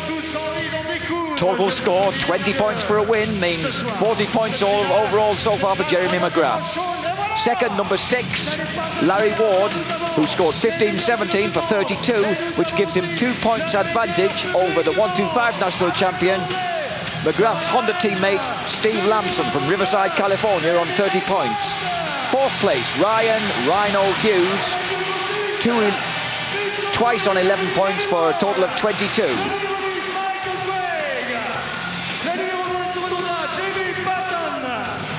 Fifth place, just mentioned by Lulu Bernadelli in this introduction now, on 19 points, Jimmy Button, who finished 4th in the World 125 Motocross Championships this year. Sixth place, Mike Craig, Honda of Troy, also on 19 points. Seventh place, Emig, despite not qualifying Barcelona, his excellent third place last night gives him 15. Eighth place, the first non-American, Thierry Bettis, Boom Boom Bettis, just as loud to boom boom people off the track in front of him as get round them without physical contact. Two ninth places gives him 14 points. And Colin Dugmore's excellent 4th place in Barcelona last week gives him 9th place at the moment with 13 points. But Colin hasn't qualified here because he had a stupendous get-off after starting out well in his heat last night, which has resulted in the likeable 26-year-old South African nursing 3 stitches in his chin and a very swollen mouth. He has been out trying to qualify tonight, but feeling a little second-hand, though in good spirits nonetheless. 10th place behind him, Stefan Everts, who's been showing much better form tonight. He's got 10 points. 11th place, Frenchman Daniel Obalesco, with his 8th place last night on 8 points. 12th, our old Jamie Dobb, didn't qualify last night. Feeling a bit second-hand tonight, but he's in the final, so can he improve on the 6 points he scored in Barcelona, which have got him 12th in the championship right now. 13th in the championship with his 6 points last night, Chicken Matazovic from the USA. 14th in the championship after his 5 points last night. Darrell King, third in the World 500 Championship this year, but Darrell hasn't qualified. He's been a bit detuned tonight and he hasn't qualified for the final. 15th place currently in the championship, another non-qualifier for the final tonight, the veteran American John Dowd on a Yamaha. And finally 16th, Michael Machaut, who we have in the final here tonight, the Frenchman on a Honda with 3 points. So there are people looking to improve their position. Michael Machaut can certainly improve his position, Jamie Dobb, Stefan Everts. Everybody with everything to gain here in the start line. Scoring 20 points for a win, and there's one dark horse who we didn't have in the final last night, Michael Pichon. McGrath, of course, has qualified at the front. Larry Ward, Jimmy Button on the Honda, Fred Bolle on the Chesterfield Yamaha, Ryan Hughes Kawasaki, Lamson Honda, Pichon Kawasaki, Craig Honda, Brown Honda, Matazovic Kawasaki, Bethis, Everts, Dobb, Machaut, Aviles, of course. What about the startling Spanish discovery? Not since the minute Antonio Elias of many years ago have we had any sort of frontline Spanish intervention on the world motocross or supercross stage. McGrath there, notice how he's rubbing those forearms, because what is called arm pump-up is a common problem in these guys for supercross. Supercross takes so much instantly out of your arms, your whole body, that you need to be well loosened up and warmed up, because some people do suffer from arm pump-up, and that causes you to have problems holding onto the bars, and that's one thing you don't want to have trouble with when you're going around the course like this. Number 10, Mike Craig. Number 27 is the 24-year-old Thierry Bettis. Number 1, McGrath. Number 4, Steve Lamson. So the two factory Hondas together in the middle of the grid there. Rather sadly for Aviles and number 2, Jeff Emig, is that they have to start from the second row. This is the concentrated face of Sizzler, legs Larry Ward. There's Steve Lamson. There's Larry Ward's superb helmet. The Americans, of course, specialists in great helmet artwork. There's David Pingree taking a look at what's going on. He was deep in conversation with Michael Pichon before Pichon came to the line for this start. They are, of course, teammates on the Pro Circuit Kawasaki setup, which Mitch Payton runs from the state. Mitch, who is confined to a wheelchair after a motorcycling accident many years ago, is here as enthusiastically as ever, watching over the team that he's run so successfully for many years, and for whom Jeremy McGrath won his first national championships. Here's our lovely blonde, 15-second board up, and then she'll be ready for a smart exit. The tension builds. She spins it round to 5 seconds. 3, 2, 1, and go! And this time McGrath isn't at the front, although he might be after the first turn. And number 4 and number 9 down. That's Lamson and Mike Brown. A disastrous start for them too. They just keeled into one another like a pair of dominoes. And someone else hitting the deck is McGrath. McGrath is down in the second turn. We may have a little bit of action. Jeremy's got a bit of work to do. There he is. Downfield. 1, 2, 3, 4, 5, 6, 7, 8, 9, 10, 11. About 12th place for Jeremy, just behind Jamie Dobb, number 19. And they're right at the back of the pack, Mike Brown and Steve Lamson. It's number 20, Jimmy Button, ahead of Fred Bolle. And number 10, Mike Craig. Number 27, Jerry Bettis is in there. Number 3, Stefan Everts has a reasonable start. But watch that man McGrath. He'll be out to make as much time as he can early on. 1, 2, 3, 4, 5, 6, 7, 8, 9, 10, 11th already. And Mike Brown as well latching on, just 2 places behind. And it's good to see that. And that was a bit of brake testing. That was a Kawasaki front wheel that was getting unnerved there. And I think it was Pichon. I think it was Michael Pichon that was ruthlessly taken out by a fabulous handbrake turn there. Jeremy McGrath just locking the back wheels, switching the Honda around and leaving Pichon nowhere to go. Bettis, number 5, Ryle Hughes, and number 1 already reaching Chicken Matazovic on the Kawasaki's back wheel, and watch him look for an opening now. Matazovic, 26-year-old champion of Japan, will be feeling the heat now as Jeremy McGrath comes up on his back. McGrath is already past number 3, Stefan Everts. Number 2, Jeff Emig behind him. And look how McGrath doesn't spend too much time in the air. He's not wasting too much time in the air, because when he's really serious about this business, he wants those wheels on the deck where he can drive. And here he is trying to get past Matazovic across the whoops. It looks as if Jeff's holding him out. He goes for the wide line. And the big triple, and he's got him. Across the triple, doubling it. Number 16, his next target is Michael Machiot. They're still not on the top side leaderboard. Ward is leading now, past Button. Bolle, Craig, this of course is Larry Ward's golden opportunity to make some ground back on the man who's kept on edging him out of Supercross glory in 1995. Jeremy McGrath on the gas, Jeremy McGrath working, glancing across as he's in the air there to see where the opposition has got to. Now notice how he lines himself up almost gently, and then look at him. Well, you see, you save a bit of time to gain a bit of time. He just momentarily relaxes, sets himself up from the whoops, goes across them so neatly, so quickly, that number 16, Michael Machiot, could do nothing about it as McGrath went past. Here's Jeremy in the tunnel. 23-year-old former Californian BMX champion. Never started racing till he was 14 years old, and by 16 he decided to turn pro. And here he is, only 7 years later. That's what's really hard to credit.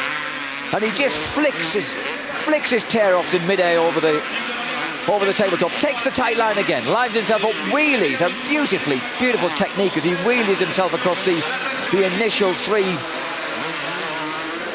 whoop-de-doos. And here's number 6, legs Larry Ward, the Nolene Sizzler Yamaha pilot.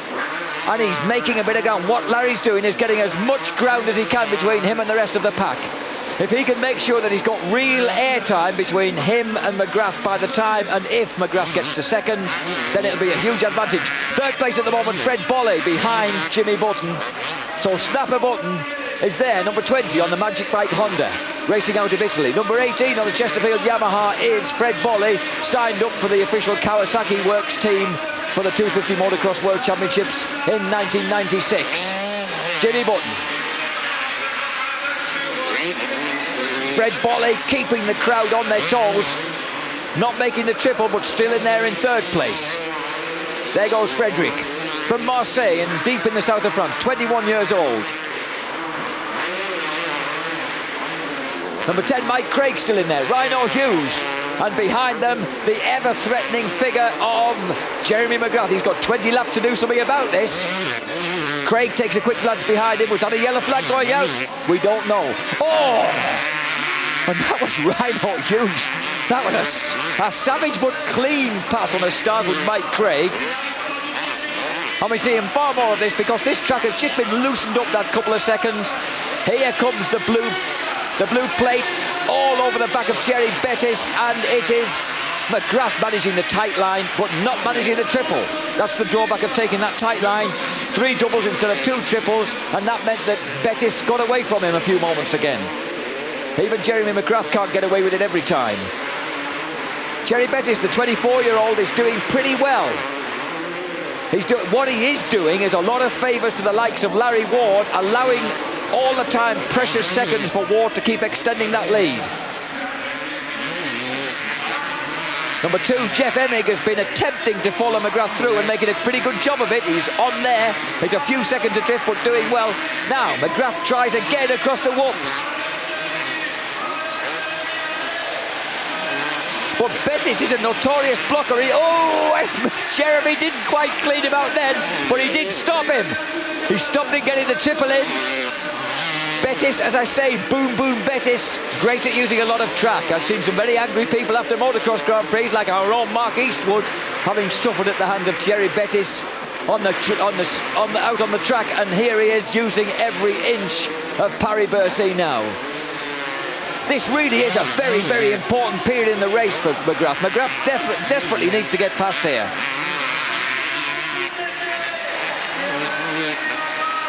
The crowd are raising the roof. They're really enjoying this. Look, McGrath tries from the inside again, but Bettis won't let him have it. But this time McGrath gets a clean run through the whoops. And that's a lovely clean pass. Over the double, and then the triple, and then a pop off the end, and it's enough to keep Bettis behind him. Beautiful technical control from McGrath there, and now he's got that obstacle behind him. The wheel's in the air, he's on the leaderboard. He's on the leaderboard. 10 points in the bag now, but that's to Larry Ward's 20 as they stand at the moment. But of course, Larry's not going to make a mistake. Mind you, he's an experienced boy now, the 25-year-old, originally from Seattle, Washington, now resident in Florence, California. And we're certainly not seeing any pausing. This is sheer bloodthirsty racing. Look at the way he's toppling he's just nipping across the tops of those very, very deep whoops. And again he goes for the double, then the triple, and then the nip off the end. And Bolle has lost a bit of ground. Bolle is now his next potential victim because Mike Craig's got in there ahead of the Frenchman. The Frenchman, if he's not careful, is going to let McGrath through here. But no, Jeremy sportingly doesn't ram him into the wall, as has occasionally been done through this tunnel at Bercy. Oof, when he went for a big early jump there, McGrath, to try and make some ground. Has he got it this time? Let's see over the jump. No. McGrath is riding a very fair race. He really is riding a fair race. He's riding this with sheer skill. He's not forcing anything, and he's got... It's almost like his presence is unnerving people. On that end to the whoops, the fact that he's there, that his elbow's against jaws, seems to be enough to unnerve some of these lads. And that's amazing. Immediately he's pulled 2 or 3 seconds out on Fred Bolle. Now then, next in line, Bolle is out of it already. The next in line is Honda of Troy's Mike Craig. Craig, the man who found the pressure of a factory Yamaha ride too much. Halfway through last season, he quit Yamaha, went to Honda of Troy, a private team, felt happier. This man feels no pressure, he just laps it up. He says his greatest achievement in 1995 wasn't winning this 3rd Supercross Championship, but was proving that he's equally good outdoors by taking the 250 National Championship. He says it meant having to work 10 times harder, but he felt that his Supercross benefited as well. And here he is lapping Stefan Everts, the world motocross champion, having obviously had some problems in this race that we haven't seen. Stefan Everts now being lapped by the Supercross Supremo, Jeremy Red Roth McGrath. Triple, just across the tabletop, and then a double, and into the bank turn. Now over the tabletop. And all he's doing over the tabletop is whipping off another tear off, and then he's after his next victim, but he's got a while to go yet, although Jimmy Button's in sight as well as Craig.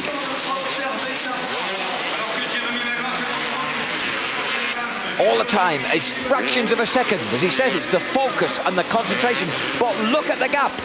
He's got to make almost 12 seconds on Larry Ward. Can he do it? And Mike Craig knows that something's going on. He's forced his way back, the lanky, long-necked Jimmy Button. Snapper Button is now the next potential victim for Jeremy McGrath. McGrath is known so neat and tight. He doesn't really look as if he's trying that hard even now, and he's giving it everything. So easy on the bike. Light on the bike, just his weight centered on it. And now watch him over the whoops. Just watch him across the whoops. He's already coming in on Button. Now, he might get the triple in to get past Jimmy here. No, he can't. He's on to 3 doubles again. And this is how Savicki has improved this track tonight. He's given the options to these guys. Their skill in judging these jumps has given them the options on how to...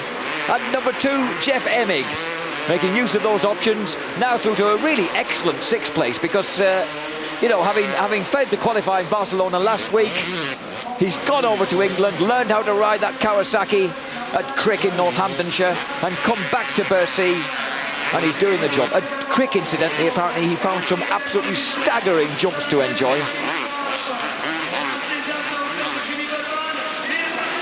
Here comes McGrath, and there goes Button. Sorry, Jimmy. I think you got nailed there, mate. In fact, Button's beginning to look a bit tired now. He's on his way backwards as McGrath does his... No, Jimmy gets a triple in to keep himself within touch. Because what you really need to do when McGrath's gone past you like that is try and pick up a toe and pull yourself back into contention with the guys in front.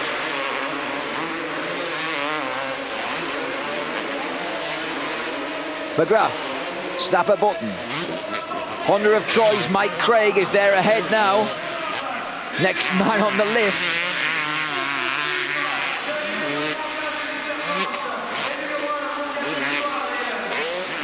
And there is Mike Craig, just beginning to lose it slightly across the whoops.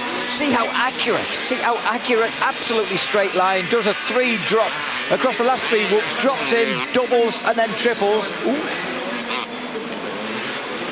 And number 9, Mike Brown, has obviously hit problems in this race as well, and he was keeping wisely out of the way. Now McGrath has just chewed a fraction of a second, 3/4 of a second off that lead of Larry Ward, but it surely isn't going to be enough for him to... he's got to chew off more than that if he's going to get to the front. And somewhere up front, where you're not seeing him on the screen, and you are now, is Larry Ward, using those long legs of his 6'3" frame to perfection. He's tripling, doubling and out, so he's sorted that far side of the stadium out exactly the same as Jeremy McGrath. Triple, double and a soft option on the exit, lining himself up for the tunnel. Larry Ward, mystifyingly, will be riding number 6 in America next year, even though he was second in the Supercross Championship. Number 5, Rhino Hughes. A good performance from the man who gets onto the full-blooded factory Kawasaki squad in 1996. 22-year-old from Encino in California.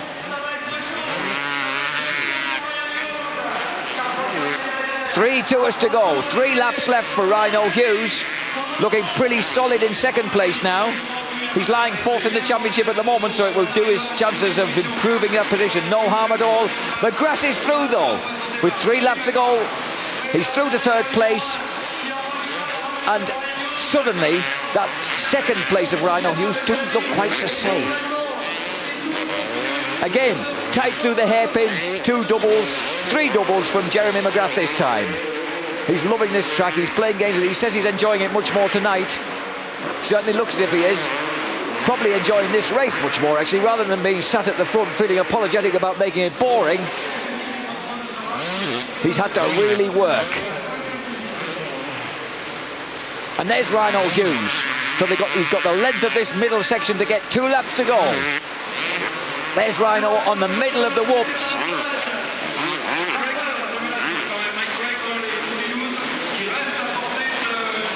Beautiful, beautiful. His technique across there's not been a flaw in his technique across the whoops. Number 19, Jamie Dobb, has now been lapped by Larry Ward. But Dobby's doing well, considering he's nursing a stitch in his neck and some nasty wheels around his chin and his shoulder, because he did really had a major get-off across that triple, landed him on the straw bales. Larry Ward, 1 lap to go. Always be happy with this. Larry just loves winning over here. The 25-year-old from Florence in California just adores winning in Bercy. He loves the crazy crowds here. And he's beginning to find a sort of consistency that's turning him into a genuine challenger. He's even pulled a little extra space out on McGrath now. The gap is nearly 13 seconds at this, the 13th Paris Bercy Supercross.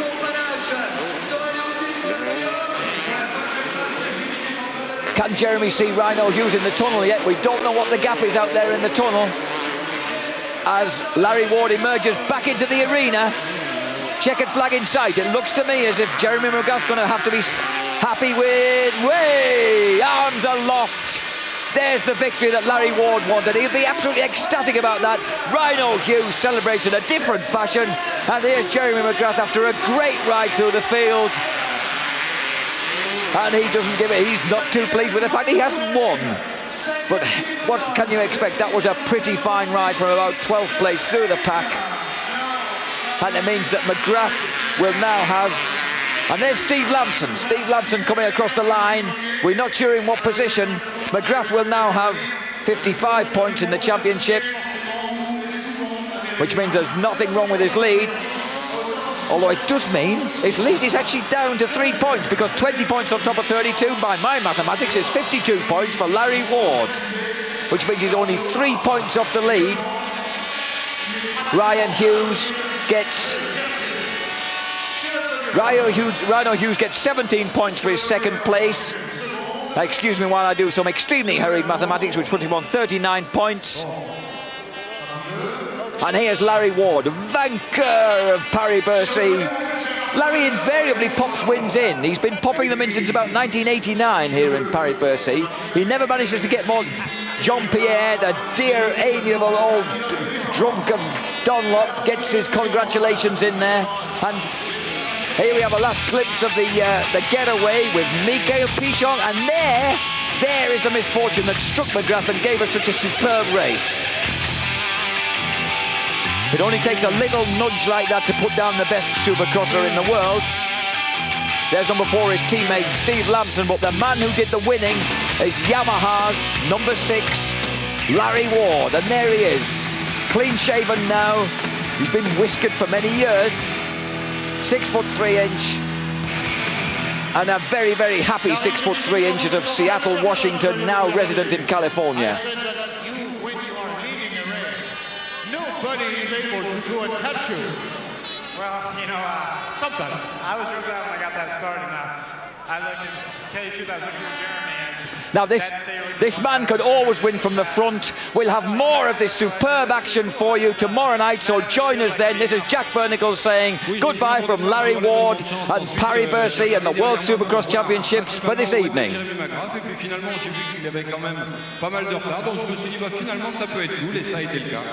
Sur un circuit comme Bercy, c'est important les grands gens. L'anglais, is it important here? Oh, I don't know. Long legs have their advantages. I'm just happy to be here in Bercy. You know, I think this is the 3rd time I've won, and gives me a great feeling inside. I hope I can.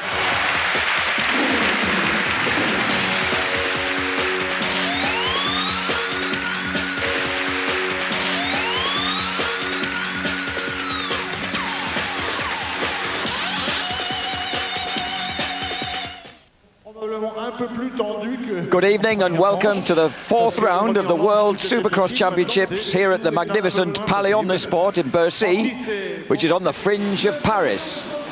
We're looking at the lineup for the first semi-final of the 250cc Championship, the World Supercross Championship, which started last weekend in Barcelona and goes on to Tokyo after being here in Paris. The getaway for the first sees number 31, and that's the German Bernd Eckenbach getting away at the front. On the Kawasaki, Eckenbach across the huge jumps on the first lap. Number 8, Phil Lawrence, the American, chasing the German champion. Number 16, Machiot, a local hero from France, is also in there. Across this evil set of whoops, and it's still Bernd Eckenbach holding on at the front from the Kawasaki of Phil Lawrence. These guys racing for a place in the final. They didn't make it through in the heat. Number 34 in there also. Number 9, Mike Brown, a dangerous rider from the state, from Tennessee, taking that 3rd place. Number 16, Machiot, still in there. And number 7, the veteran Yamaha rider from the States, that's John Dowd. Through the tunnel, back out into the arena. The first 4 go through to the final. The rest of them will have to go and murder one another in a repechage, a last chance that sees just the first 2 riders go through. Here it's almost sensible. There's 4 of these guys go through to the final. And of course it's the only the final that carries points that score for the World Supercross Series. Number 16, Mikael Machiot, winner of the Spanish 125 Grand Prix in the World Championships this year. A bit of a favourite with the French fans here. He's chasing number 9, the man from Tennessee, that's Mike Brown. Phil Lawrence on the Kawasaki in 3rd place. Through the tunnel back towards the arena, Machiot, Dowd, and number 14, 3rd in the 500 Grand Prix, the only 500 Grand Prix runner we've got here at the World Supercross Championships this year, and that's Darrell King from New Zealand. Darrell says that getting across these obstacles when you've been used to riding a brutal 500 Grand Prix bike outdoors is pretty tricky. He says you lose your sense of timing, and getting it back to get the right timing, the right amount of throttle to get across these obstacles is pretty tricky. Eckenbach now has been edged back by Phil Lawrence into 2nd place. He's the European middle of a sandwich of Americans right now. Mike Brown and the Honda on his tail. back into the arena. Lawrence, Eckenbach, and Eckenbach, I think, might lose.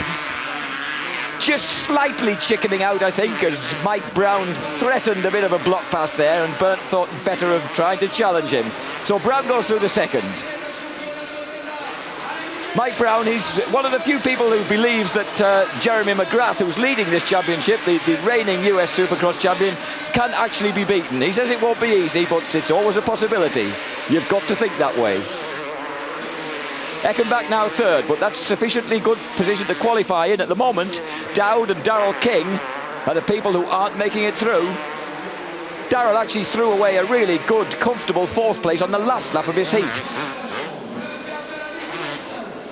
And Brown, I think, has stuffed it in front of Lawrence there. Lawrence fights back across the tabletop. Brown will have to find another way through. Tries for the outside line, cuts back in as they go across the whoops. This is the third night here at Paris, the third of three. These riders go on to Tokyo, and then they finish the series early in December at Geneva. Those events, of course, we'll be bringing you on Eurosport. Brown has got through into the lead this time as they went out into the tunnel. And this should be a confidence booster for Mike Brown. He didn't have a good night last night. He'll be looking to improve things now. Mascio being challenged by John Dowd, who, although he's 30 years old and an absolute veteran by US standards, landed his factory Yamaha and showing Mascio where to put his front wheel there. Mascio fights back.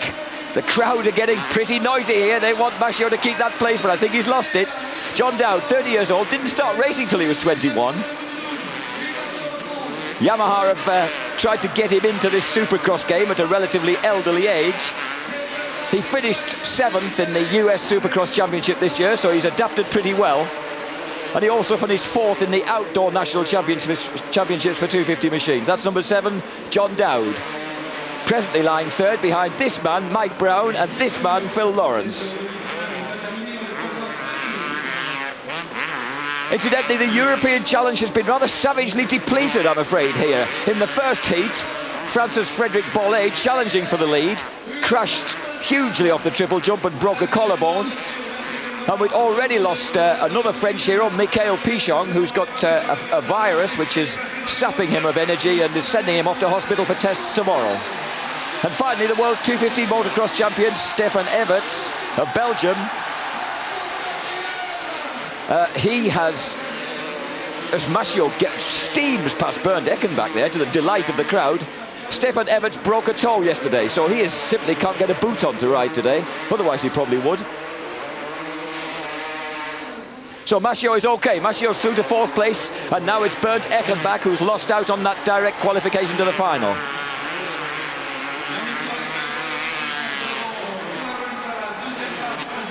Number 16, Mikhail Mascio, 22 years old. Across the whoops. Some guys double them, some guys triple them. Some guys simply fall into the holes in the middle. Number 9, Mike Brown, he certainly doesn't. Over the triple, gently over that one, doubles the last one into the left-hander before the tabletop.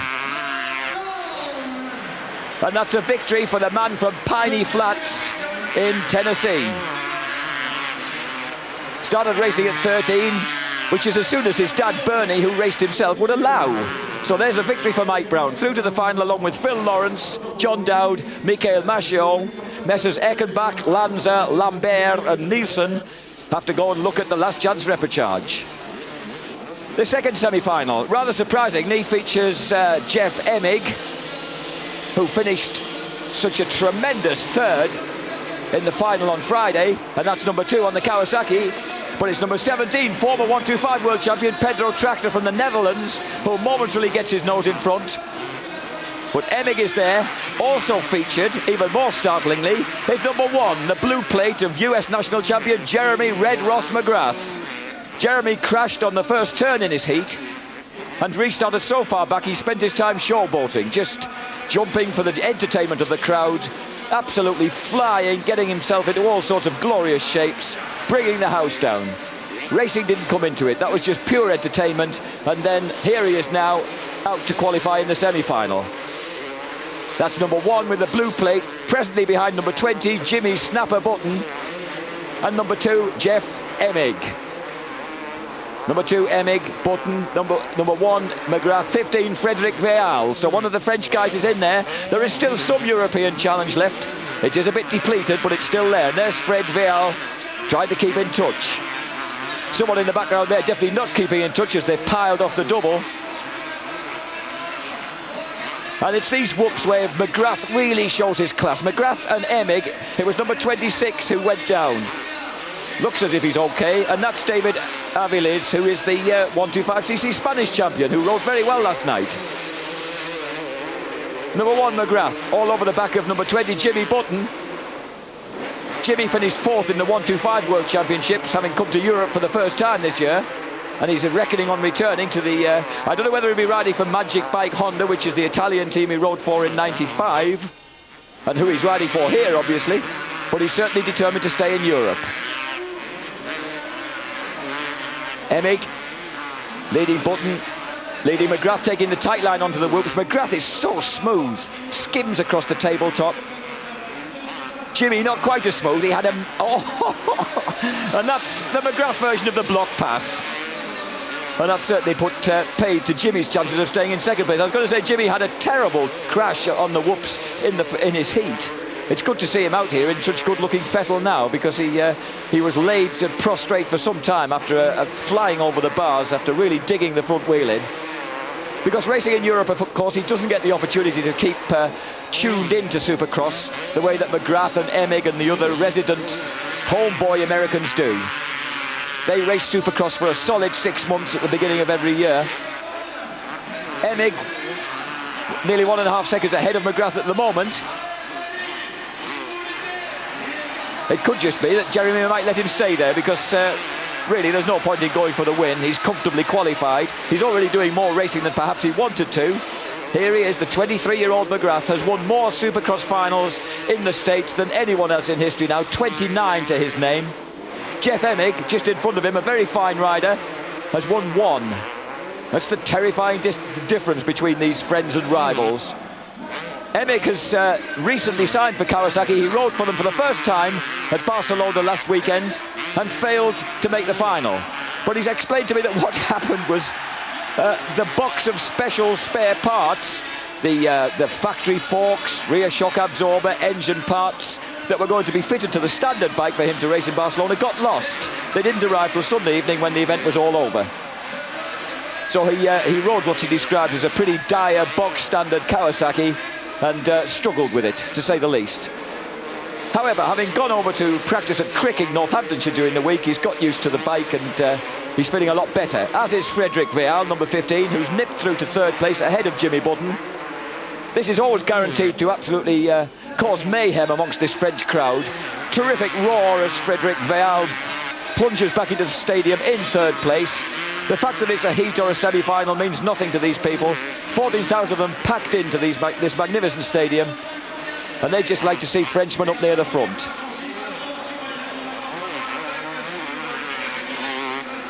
McGrath triples and triples again with tremendous ease, consummate ease. Rarely looks as if he's putting any real effort into it. He's got several nicknames, Jeremy. Showtime, Redroth, Supermac. The Supermac one's interesting because when he was 5 years old, he was so mad about Superman that when he was given a Superman outfit by his parents, he went upstairs and threw himself off the roof thinking he would fly. Thankfully, he only bit his tongue and knocked the wind out of himself a bit and otherwise survived. Here he is having a real nibble at Jeff Emig, but that wide line is definitely the more comfortable one across the whoops, and once more it's Jeffro that comes out in front. Jeffro just doubles, triples, and then over that last jump and off into the tunnel. This tunnel, incidentally, it's invisible to the crowd in the stadium, but there's a huge screen at each end of the stadium for them to enjoy the action as the guys power out between these unforgiving brick walls. And Jimmy Button's back into 3rd place. Got the better of Frederic Veal.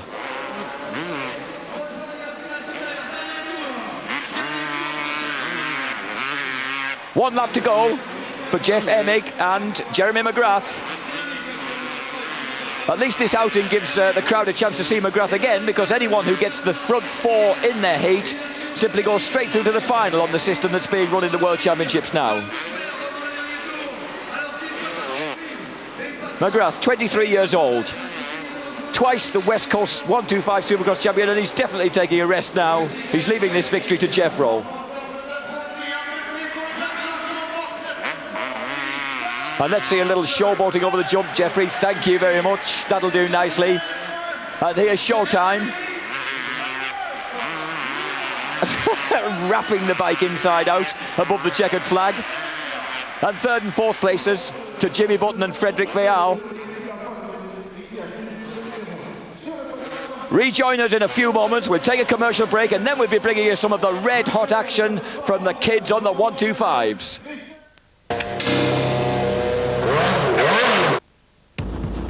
Like most supercars, this awesome machine runs on Bridgestone tires.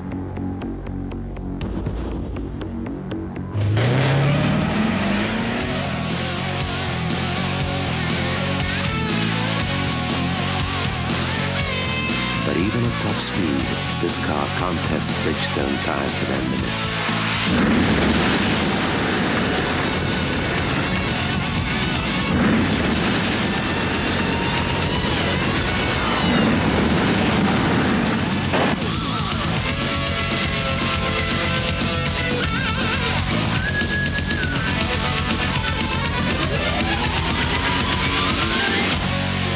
Bridgestone, the science of performance.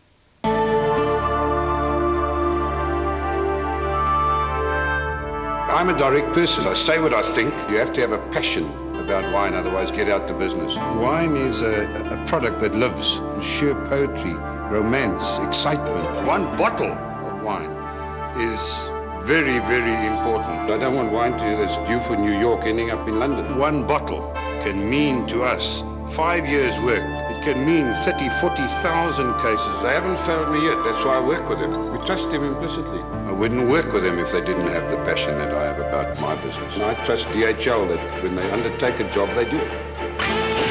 DHL. We keep your promises. I don't work with amateurs.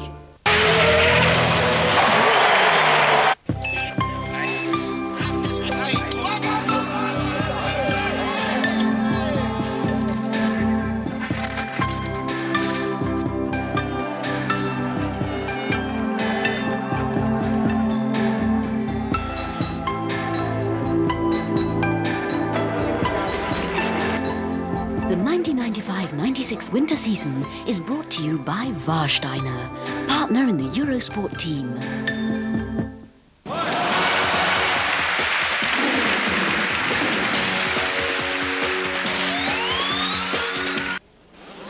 Welcome back to the Palais Omnisports here in Bercy for the first of our two 125cc European Championship races tonight.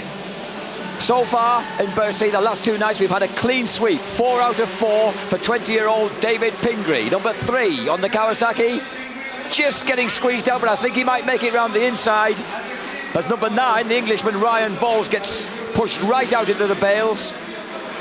And it's number 19, Stéphane Chiampi of France, who's bringing the crowd to their feet by snatching the lead. A rare moment as Pingree doesn't get away first. He's ahead of number 6, Edgar Torrenteras, in this extremely French field of fast French kids who are getting in all sorts of shapes across the whoops. Here goes Pingree. And I think it might be bye-bye Chiampi as regards the lead. And this is the thing about this kid, David Pingree. He gets away at the front and he makes ground very, very fast. And if you let him get away, he seems to stay away. Pingree, number 3, leads. Number 19, Chiampi, second. Number 6, Torrentera, third.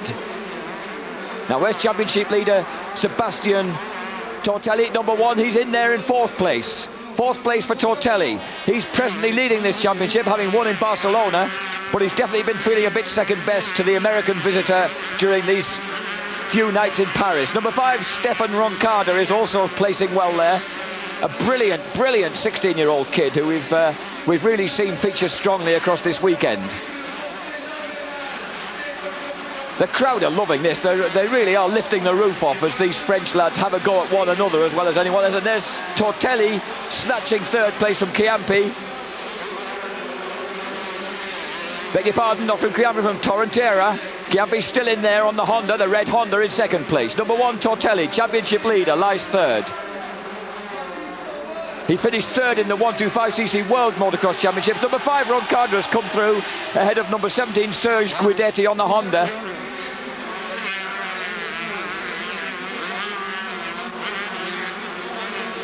Now, can Tortelli do anything about Pingree? The point is that he hasn't been able to whenever Pingree's got away ahead of him, both on Friday night and last night.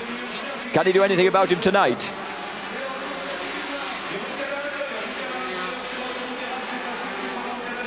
A heavy landing from the sturdy 17-year-old Frenchman there. He really is trying hard. He knows that Pingree's getting away at the front.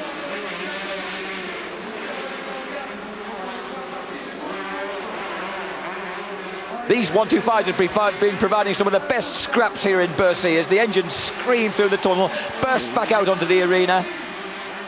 And this is where the crowd get really excited when they can see the guys again.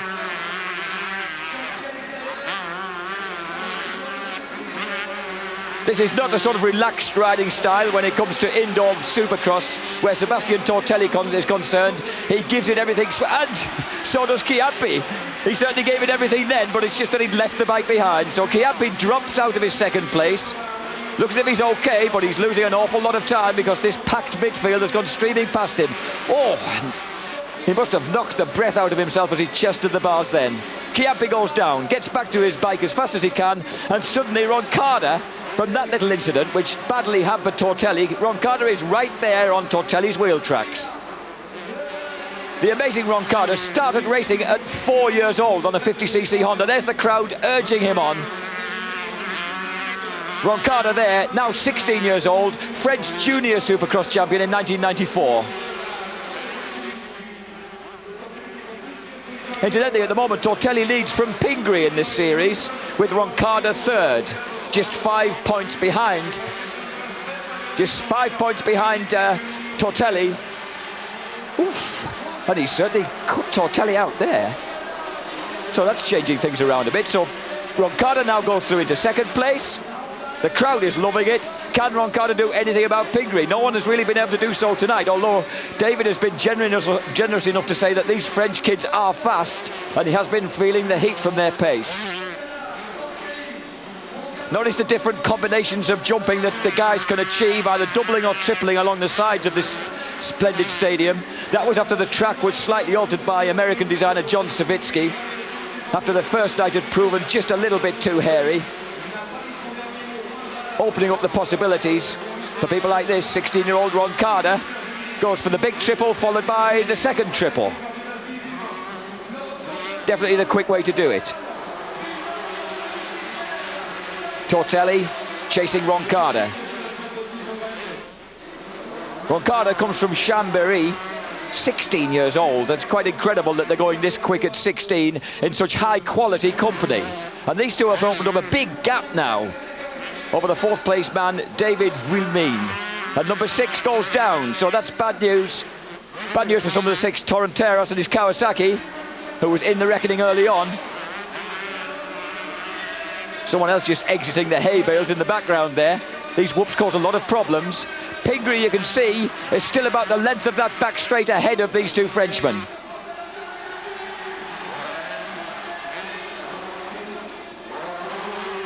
Sebastian Tortelli, who is now under the being tutored by France's first ever World Motocross champion, 1986 250 World champ Jackie Vimont. Next year on a factory Kawasaki in the 125 Grand Prix, France is expecting great things. Roncada, though, is beginning to ease away. In fact, he might even be beginning to close the gap on Pingree. Serge Guidetti, number 17, goes through. He's lost his place to Villemang, who's come through well from a poor start. David Villemang. Serge Guidetti is presently fourth in the championship. Villemang, number 4, is fifth.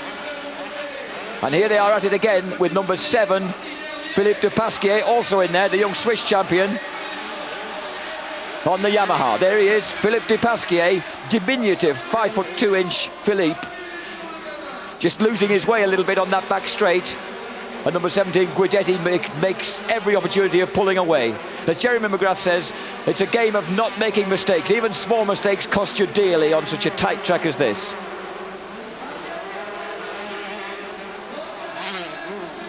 Real man getting a lot of support from this crowd on the home straight there as he comes up to the finish in tabletop.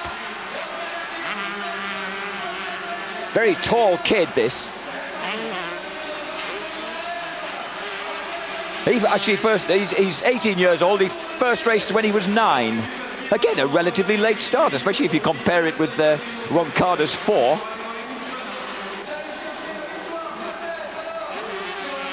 There he is, number 5, Stefan Roncada. Don't forget that somewhere up front, but not very far up front now, is David Pingree. And Roncada really has closed right up on him. The crowd are getting very, very excited here. Pingree leads. The 20-year-old who's lived since he was 10 in Scottsdale, Arizona, not far from World 125cc champion in 1994, Bobby Moore. Originally came from Montana, and he now lives with his mechanic in Southern California.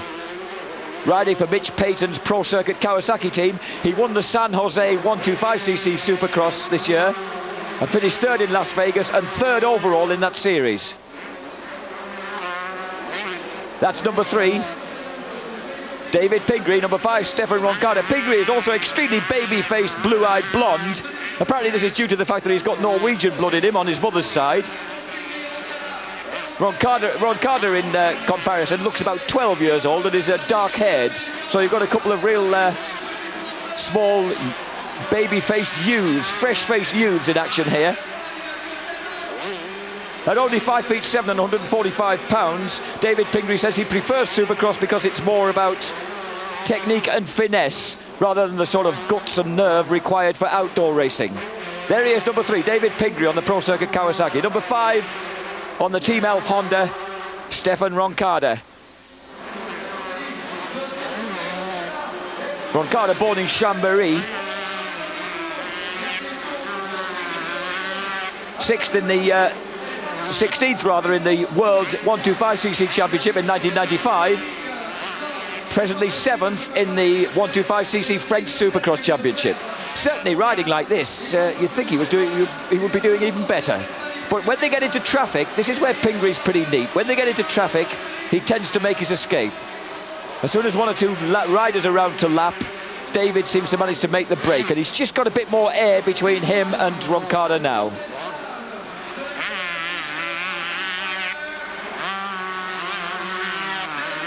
And that's the win for David Pingree, ahead of Stefan Roncada, and in 3rd place, Sebastian Tortelli, losing more ground on Stephen Pingree. Winning the race, Roncada 2nd, Tortelli 3rd. Remember, every race counts on the 125s.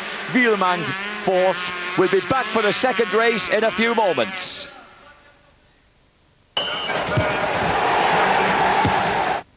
By combining art and technology, it is possible to improve the quality of life, making things simpler, more useful, more beautiful.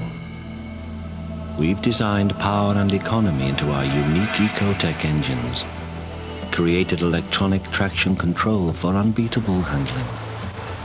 New Vectra from Opel. It is art in motion.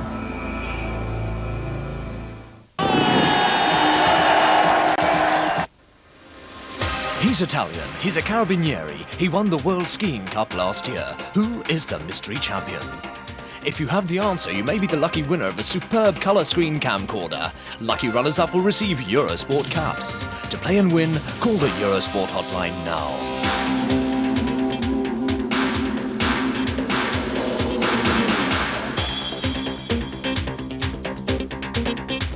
Eurosport wishes you good luck.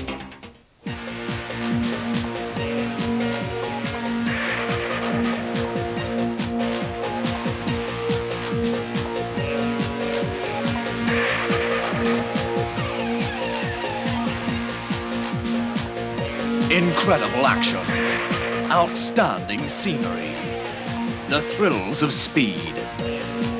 You have it all. Monday, 8 p.m, Speed World on Eurosport.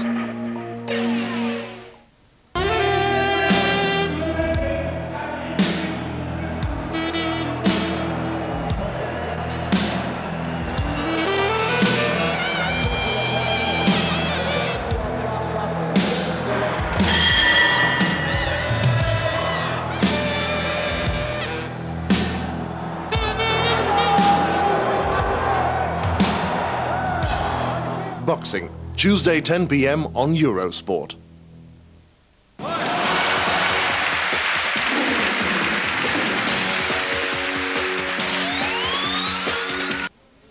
Welcome back to the Palais Omnisport here in Bercy. 5 seconds to go for the gate to drop on the second European 125 Championship race of the night. And they're off. The gate drops backwards. Don't get your front wheel trapped under it. That's the golden rule, because otherwise you don't get away. David Pingree, inevitably the young American, looks to have made a pretty clean getaway, but Sebastian Tortelli cut through, and number 5 Roncada goes down. Oh, that's terrible news for the young fella. And Serge Guigetti also number 17. And Roncada, who was the main challenger to Pingree in our first race here this evening, that's really knocked him back a bit. Number 20 Corey Keeney, the other American, is in there. Number 4 Wheeler-Mang is also in there, but we really have lost Roncada downfield. A tragic start for the 16-year-old. In fact, he's out altogether. Number 5 Stefan Roncada kicking the ground in frustration.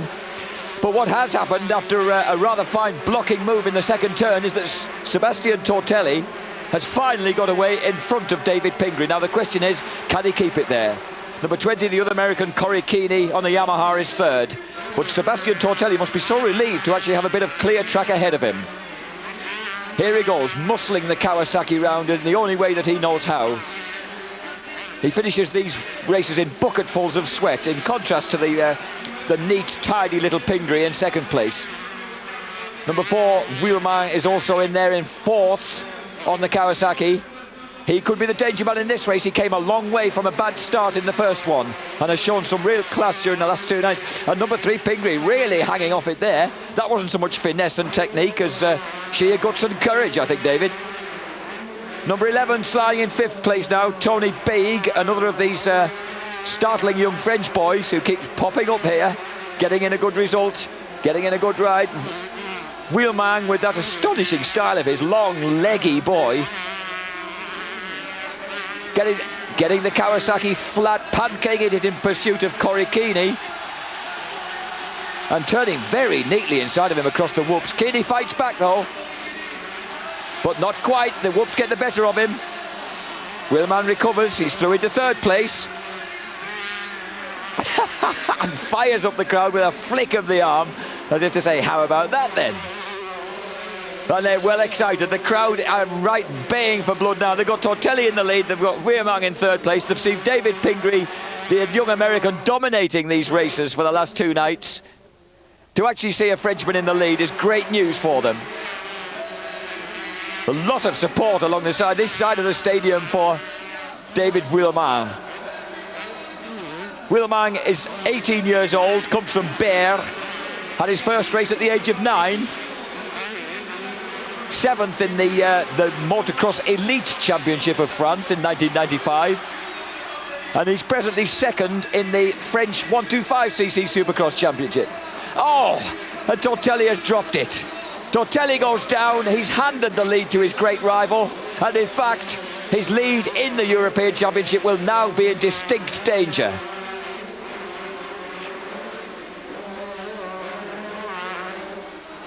And he's off again. Oh, what a terrible mistake. Tortelli's really gone to pieces. So Sebastian Tortelli, the brilliant 17-year-old Kawasaki rider, gets going alongside Serge Guigetti, but he's really done his chances no good at all. He looked as if he might be able to actually put the first defeat against David Pingree in this, but oh, and he really got it all wrong. Too fast in the turn, hit it badly, hit it hard, and almost got high-sided, but held onto the bars, almost sort of cow wrestling style. And that extravagant airtime that David Wheeler-Mang is getting, he really is fired up now. He's right hot on Pingree's tail. If Tortelli can't beat Pingree tonight, then perhaps Wheeler-Mang can. Turning tight, going for a double, and then the long triple, using those long legs to advantage when he's in the air. David Wheeler-Mang, Corey Keeney still in 3rd place, Beig in 4th, Torrenteras in 5th, and the Finn Veerlenen, who's been very consistent in midfield throughout these 3 days at Paris Bercy, is in 6th place. The crowd are howling. The crowd are absolutely bringing the roof down now as Wheelman goes after Pingree. He really is sensing blood here. Across the whoops. With that strange little tabletop in the middle that just momentarily slows them down. Very, very difficult to deal with and get your momentum up for the second lot. Wheelman alongside. The crowd urging him on, doing everything they possibly can to persuade him to get past. 3 and 4 lying first and second. The two Kawasaki's absolutely glued together now. Wheelman goes from the inside line. Doesn't make it there, tries again. There'll be a stupendous roar when they hit the arena. Here they go. Going for the long line round the outside. Can he make it? No. Pingree very neatly blocks him off there. There's no way around the outside there. Tries perhaps the inside line again as they hit the whoops.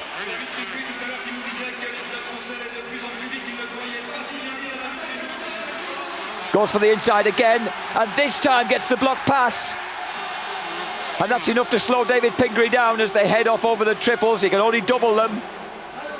And that's it. Wheelman has got the lead. It's the first time that David Pingree's been passed all weekend.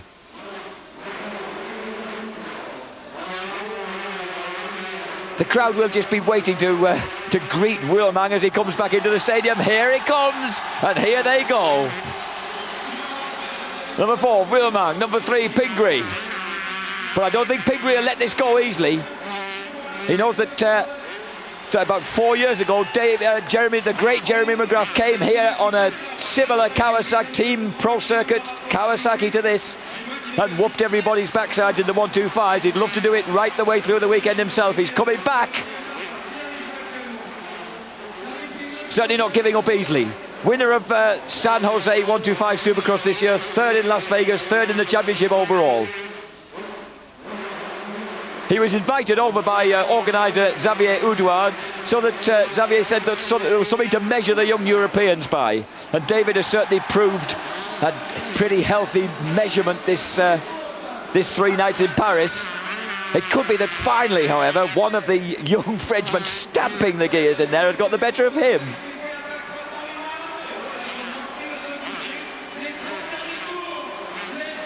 David Wheelman doesn't seem to be sensing any of the pressure from the stupendous noise that's echoing around this stadium.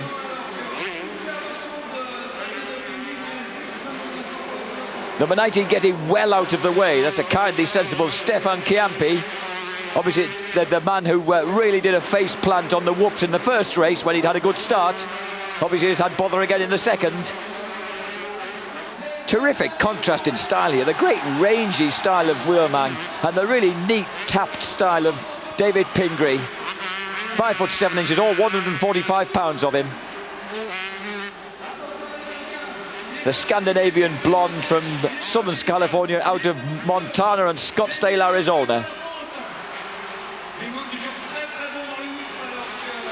Going for the wide line to get the run at the triples.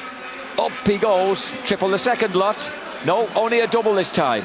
Just losing that little bit of ground as we go off into the tunnel again. Get a few metres of breathing space there for David Wheelman.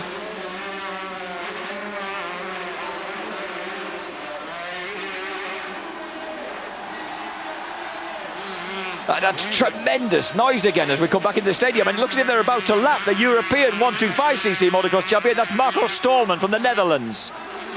Marco may not be an indoor specialist, but I should think he was expecting to be lapped. So they fly past the Dutchman's Kawasaki.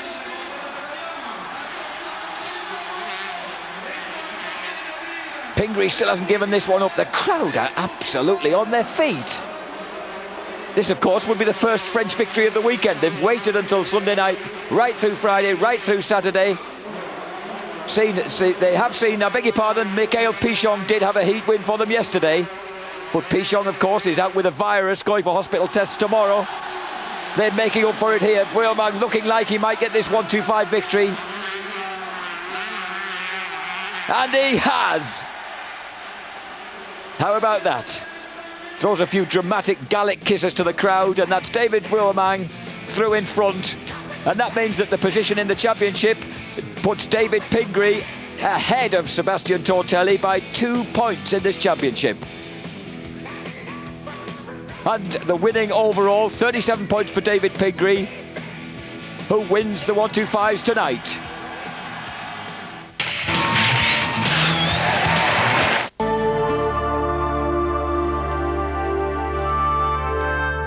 I'm a direct person. I say what I think. You have to have a passion about wine, otherwise get out the business. Wine is a product that lives. Sheer poetry, romance, excitement. One bottle of wine is very, very important. I don't want wine that's due for New York ending up in London. One bottle can mean to us 5 years' work. It can mean 30, 40,000 cases. They haven't failed me yet. That's why I work with them. We trust them implicitly. I wouldn't work with them if they didn't have the passion that I have about my business. And I trust DHL that when they undertake a job, they do it. DHL. We keep your promises. I don't work with amateurs.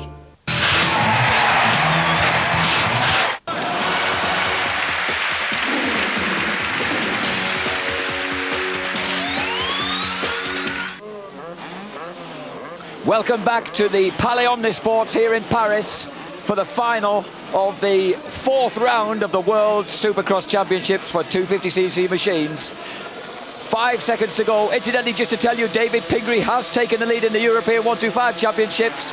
Now it's Jeremy McGrath defending his slender lead.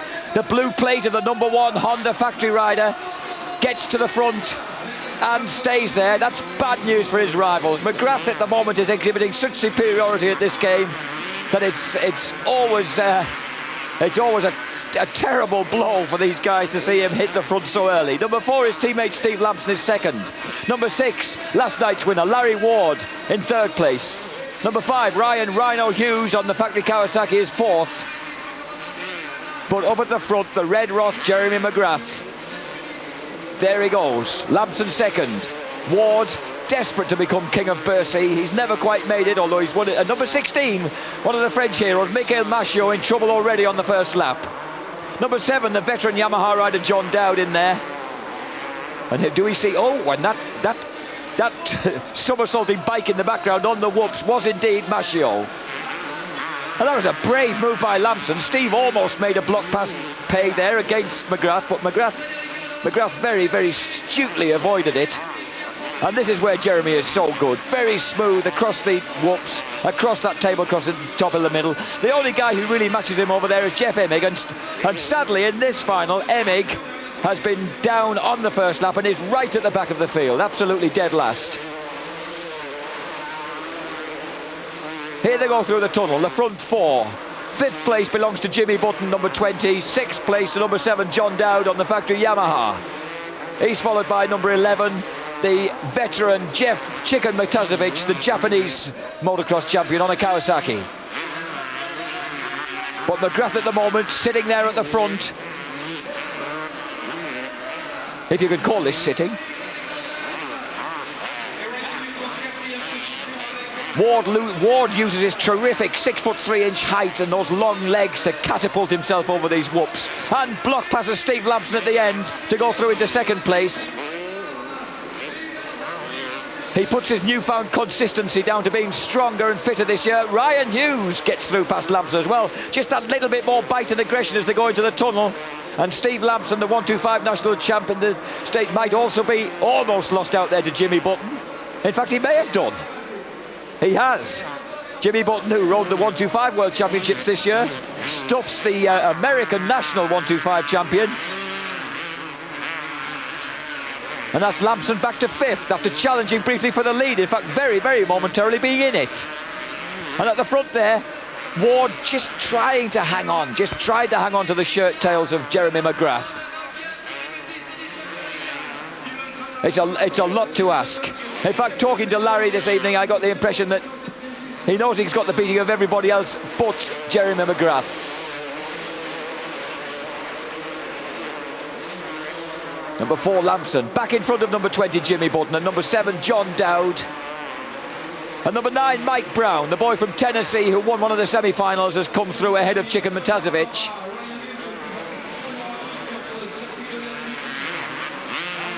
This, of course, is where all the action is right now. Whether anything will happen at the front, if anyone can close down on Jeremy Showtime McGrath, we'll just have to wait and see.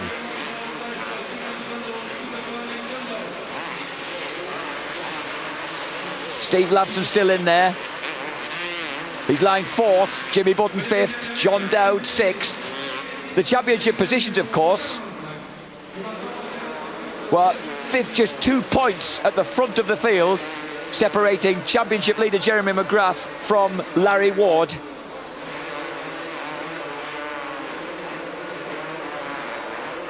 That's 54 points for McGrath, 52 points for Larry Ward, 39 points for number 5 in 3rd place at present. That's Ryan Hughes on the Kawasaki. 4th place, Steve Lampson on 38. That's him, number 4. 5th is Mike Craig on 32 points. He went down on the first lap in this final with Jeff Emig, so he's not done his chance any good. And Ward has messed up the whoops there, crucially messed up the whoops, and Rhino Hughes has gone through. So Rhino Hughes suddenly eats up some distance there, and from being 10 yards behind is 10 yards in front of luckless Larry. So Larry Ward suddenly sees that gap at the front of the world, in front of him in the World Supercross Championship, opening up again. McGrath just getting away a bit. He'll have his work cut out. He did manage to catch and pass Jeff Emig on the last lap of the final on Friday to finish 2nd behind McGrath. Now he needs to do it all over again against Rhino Hughes. And here's the man at the front. We saw him really having to work hard last night when he came right through the field from 12th to finish 3rd. Doing it for the front this time. 4 Lampson, 20 Button, 7 Dowd, 9 Mike Brown, 11 Chicken Matazovic.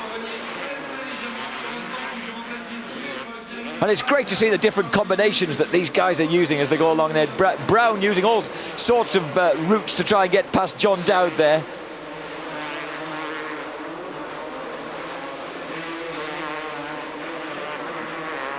"30-year-old Dowd, there he is, number 7. 7th in the US 250cc Supercross Championship. Oh, and Mike Brown might... Well, that was an attempt at block pass, but unfortunately it was the hay bale that blocked Mike rather than Mike that blocked Dowd. So 30-year-old Dowd survives in that position. Jimmy Button gets in a mess over those whoops that claimed him so viciously in the heat. Larry Ward's no longer doing the second triple along that far side. He obviously seems to think that it's quicker just to take it low and just skip off that last jump. But he's not making any ground on Rhino Hughes at the moment. There he is, the 22-year-old from Southern California on the Kawasaki.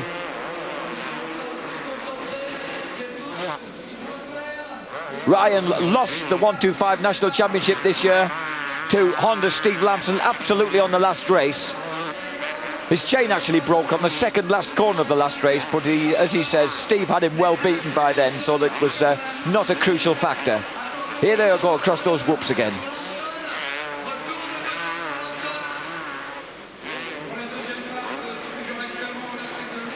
So this could change things at the front of the championship. Ryan Hughes at the moment is lying a good 3rd in the championship. He'll inch a few points back on Larry Ward if he can stay in 2nd place now. 4th and 4th in the championship, Steve Lampson. Jimmy Button looking to try and retake John Dowd, who snooped through in front of him. Jimmy, after a season spent outdoor racing in Europe, acquitting himself very, very well to this tight indoor supercross track, and acquitting his block passing extremely well in that case. Just a quick glance back. I don't know whether that's apologetic or just to say, gotcha. Mike Brown now challenging John Dowd again. Side by side across the whoops. And in the background, Mike Craig recovering well, and there goes Brown. The 22-year-old from Tennessee skips past John Dowd.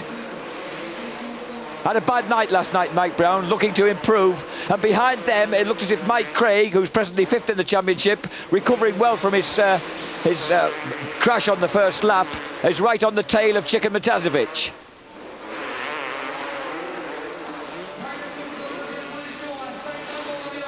Here comes Dowd on the Yamaha. At 30, he can start racing the Veterans World Championships now over in California. But I don't think he's intending to do that somehow. Jimmy Button at the front of this group. Mike Brown next on the Honda of Troy Honda. The factory Yamaha of John Dowd, and almost a 6-second lead at the moment over this man, number 5, Rhino Hughes, for number 1, Jeremy McGrath. The problem at the moment with Jeremy's domination of Supercross, he won 10 of the finals in the States this year, is it's actually beginning to have an adverse effect on the crowd attendances in the stadiums in the States. It's hardly surprising, really, if you know so often who's going to be the winner.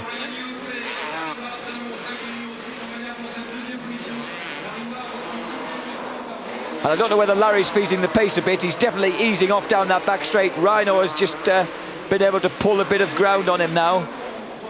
Steve Lampson's still a threatening presence in the background if anything goes wrong for these two guys.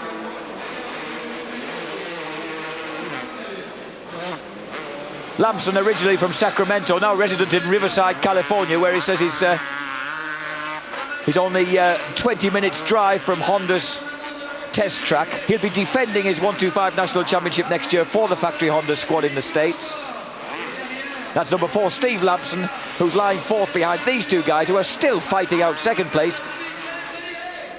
Larry goes back to triple and then the double. I don't know whether he's in some discomfort the way he's easing back along that straight, but he's definitely choosing the low road rather than the high road.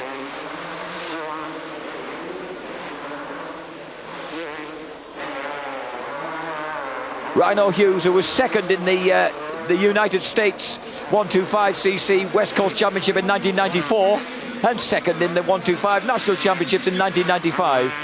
So he's been consistent, but may not be quite as consistent as he'd like to be. Although at Bercy, incidentally, in 93, this man, Ryan Hughes, won all 3 125cc class motos.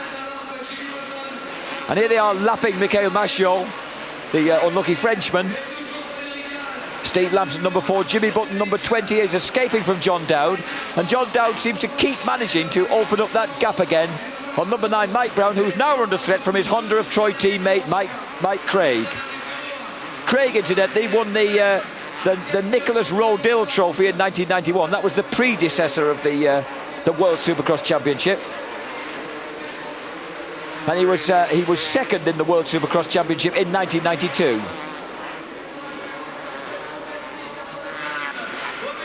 Number 6, Larry Ward. Larry has now won 3 times, I beg your pardon, here at Paris Bercy. Firstly, way back on a Suzuki in 1989, then on a 250 Suzuki in 1991, and of course last night on the 250 Yamaha.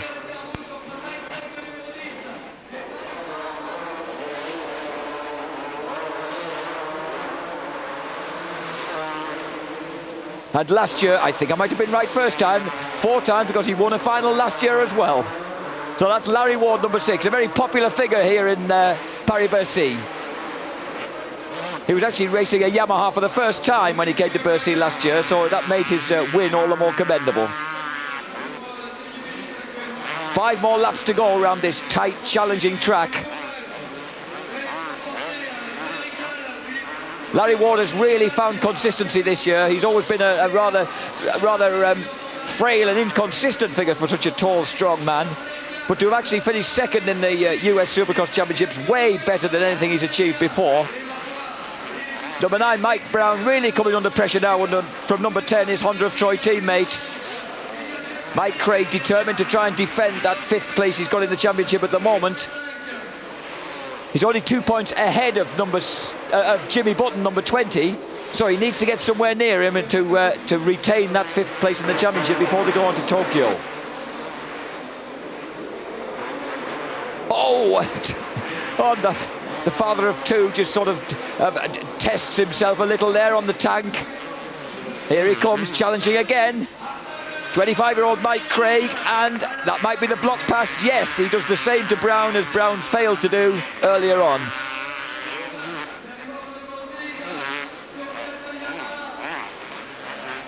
Mike Craig skips off across the whoops. In the background there, the 2 Kawasaki's of number 11, Matasovic, number 15, Frederic Veal, who of course is the first European in the frame at the moment. It really has been a bad night for the European contingent. Not, however, for these two. Still fighting over that 2nd place. Still wondering where Jeremy McGrath is and if they'll ever get near him, and the answer to that is probably not, but really entirely concerned with one another now that Jeremy's 7 seconds clear.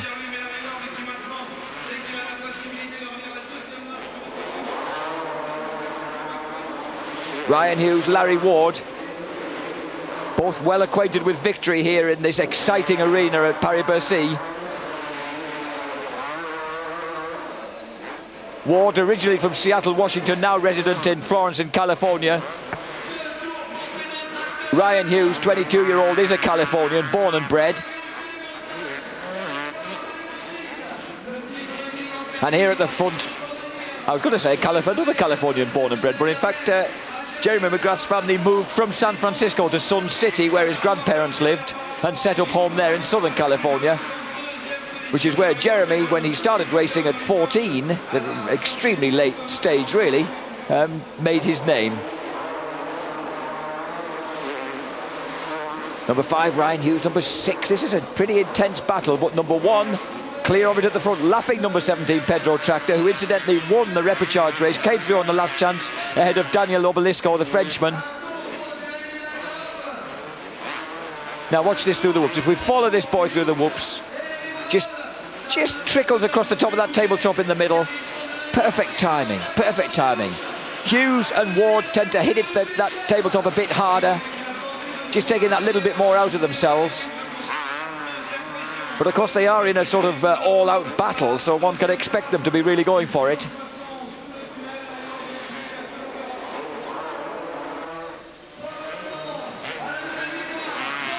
This man, Jeremy McGrath, over the finishing line tabletop.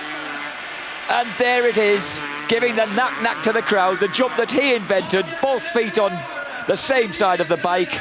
And here he is, Jeremy McGrath, the victor yet again. He's now won more times at Bercy than anybody else, 7 victories in all. Second for Ryan Hughes, third for Larry Ward. And here they are with Big Chief Sitting Bull and Buffalo Bill and all the rest of the people who entertained us during the presentation here. 75 points now in the World Championship for McGrath, 67 for Ward, 56 for Hughes, 51 for Lamson, and 5th Mike Craig. Now then, an extra at Bercy tonight. We have a jumping contest. We've sorted out from half a dozen contestants these 2 for the final, and there is the skill of Serge Gudetti. He's already proved himself in the 125 races to be a pretty stylish young man, and he's raised the roof there with that particularly neat little trick. And remember, he's got to get back on the bike too, and he thinks that's nice. He thinks that's nice. Now, Jeremy McGrath was impressed with this boy. When they did their first round jumps, he gave him a very, very generous round of applause. He obviously thought a lot of what Gudetti was doing. Now, here's Jeremy's retaliation. What will it be? And it's the ultimate knack-knack. McGrath gives it the knack-knack. Now we're on to something rather ridiculous, like a sort of cheerleader board here to find out who's won. Who is actually going to be? The crowd will be the judges. First for Gudetti. Deafening, raising the roof for Gudetti. Gudetti saying yes, yes, giving it throwing the kisses. He thinks he's got it. What does the clapometer say? 108.3 decibels. And that's for number 17, Serge Gudetti.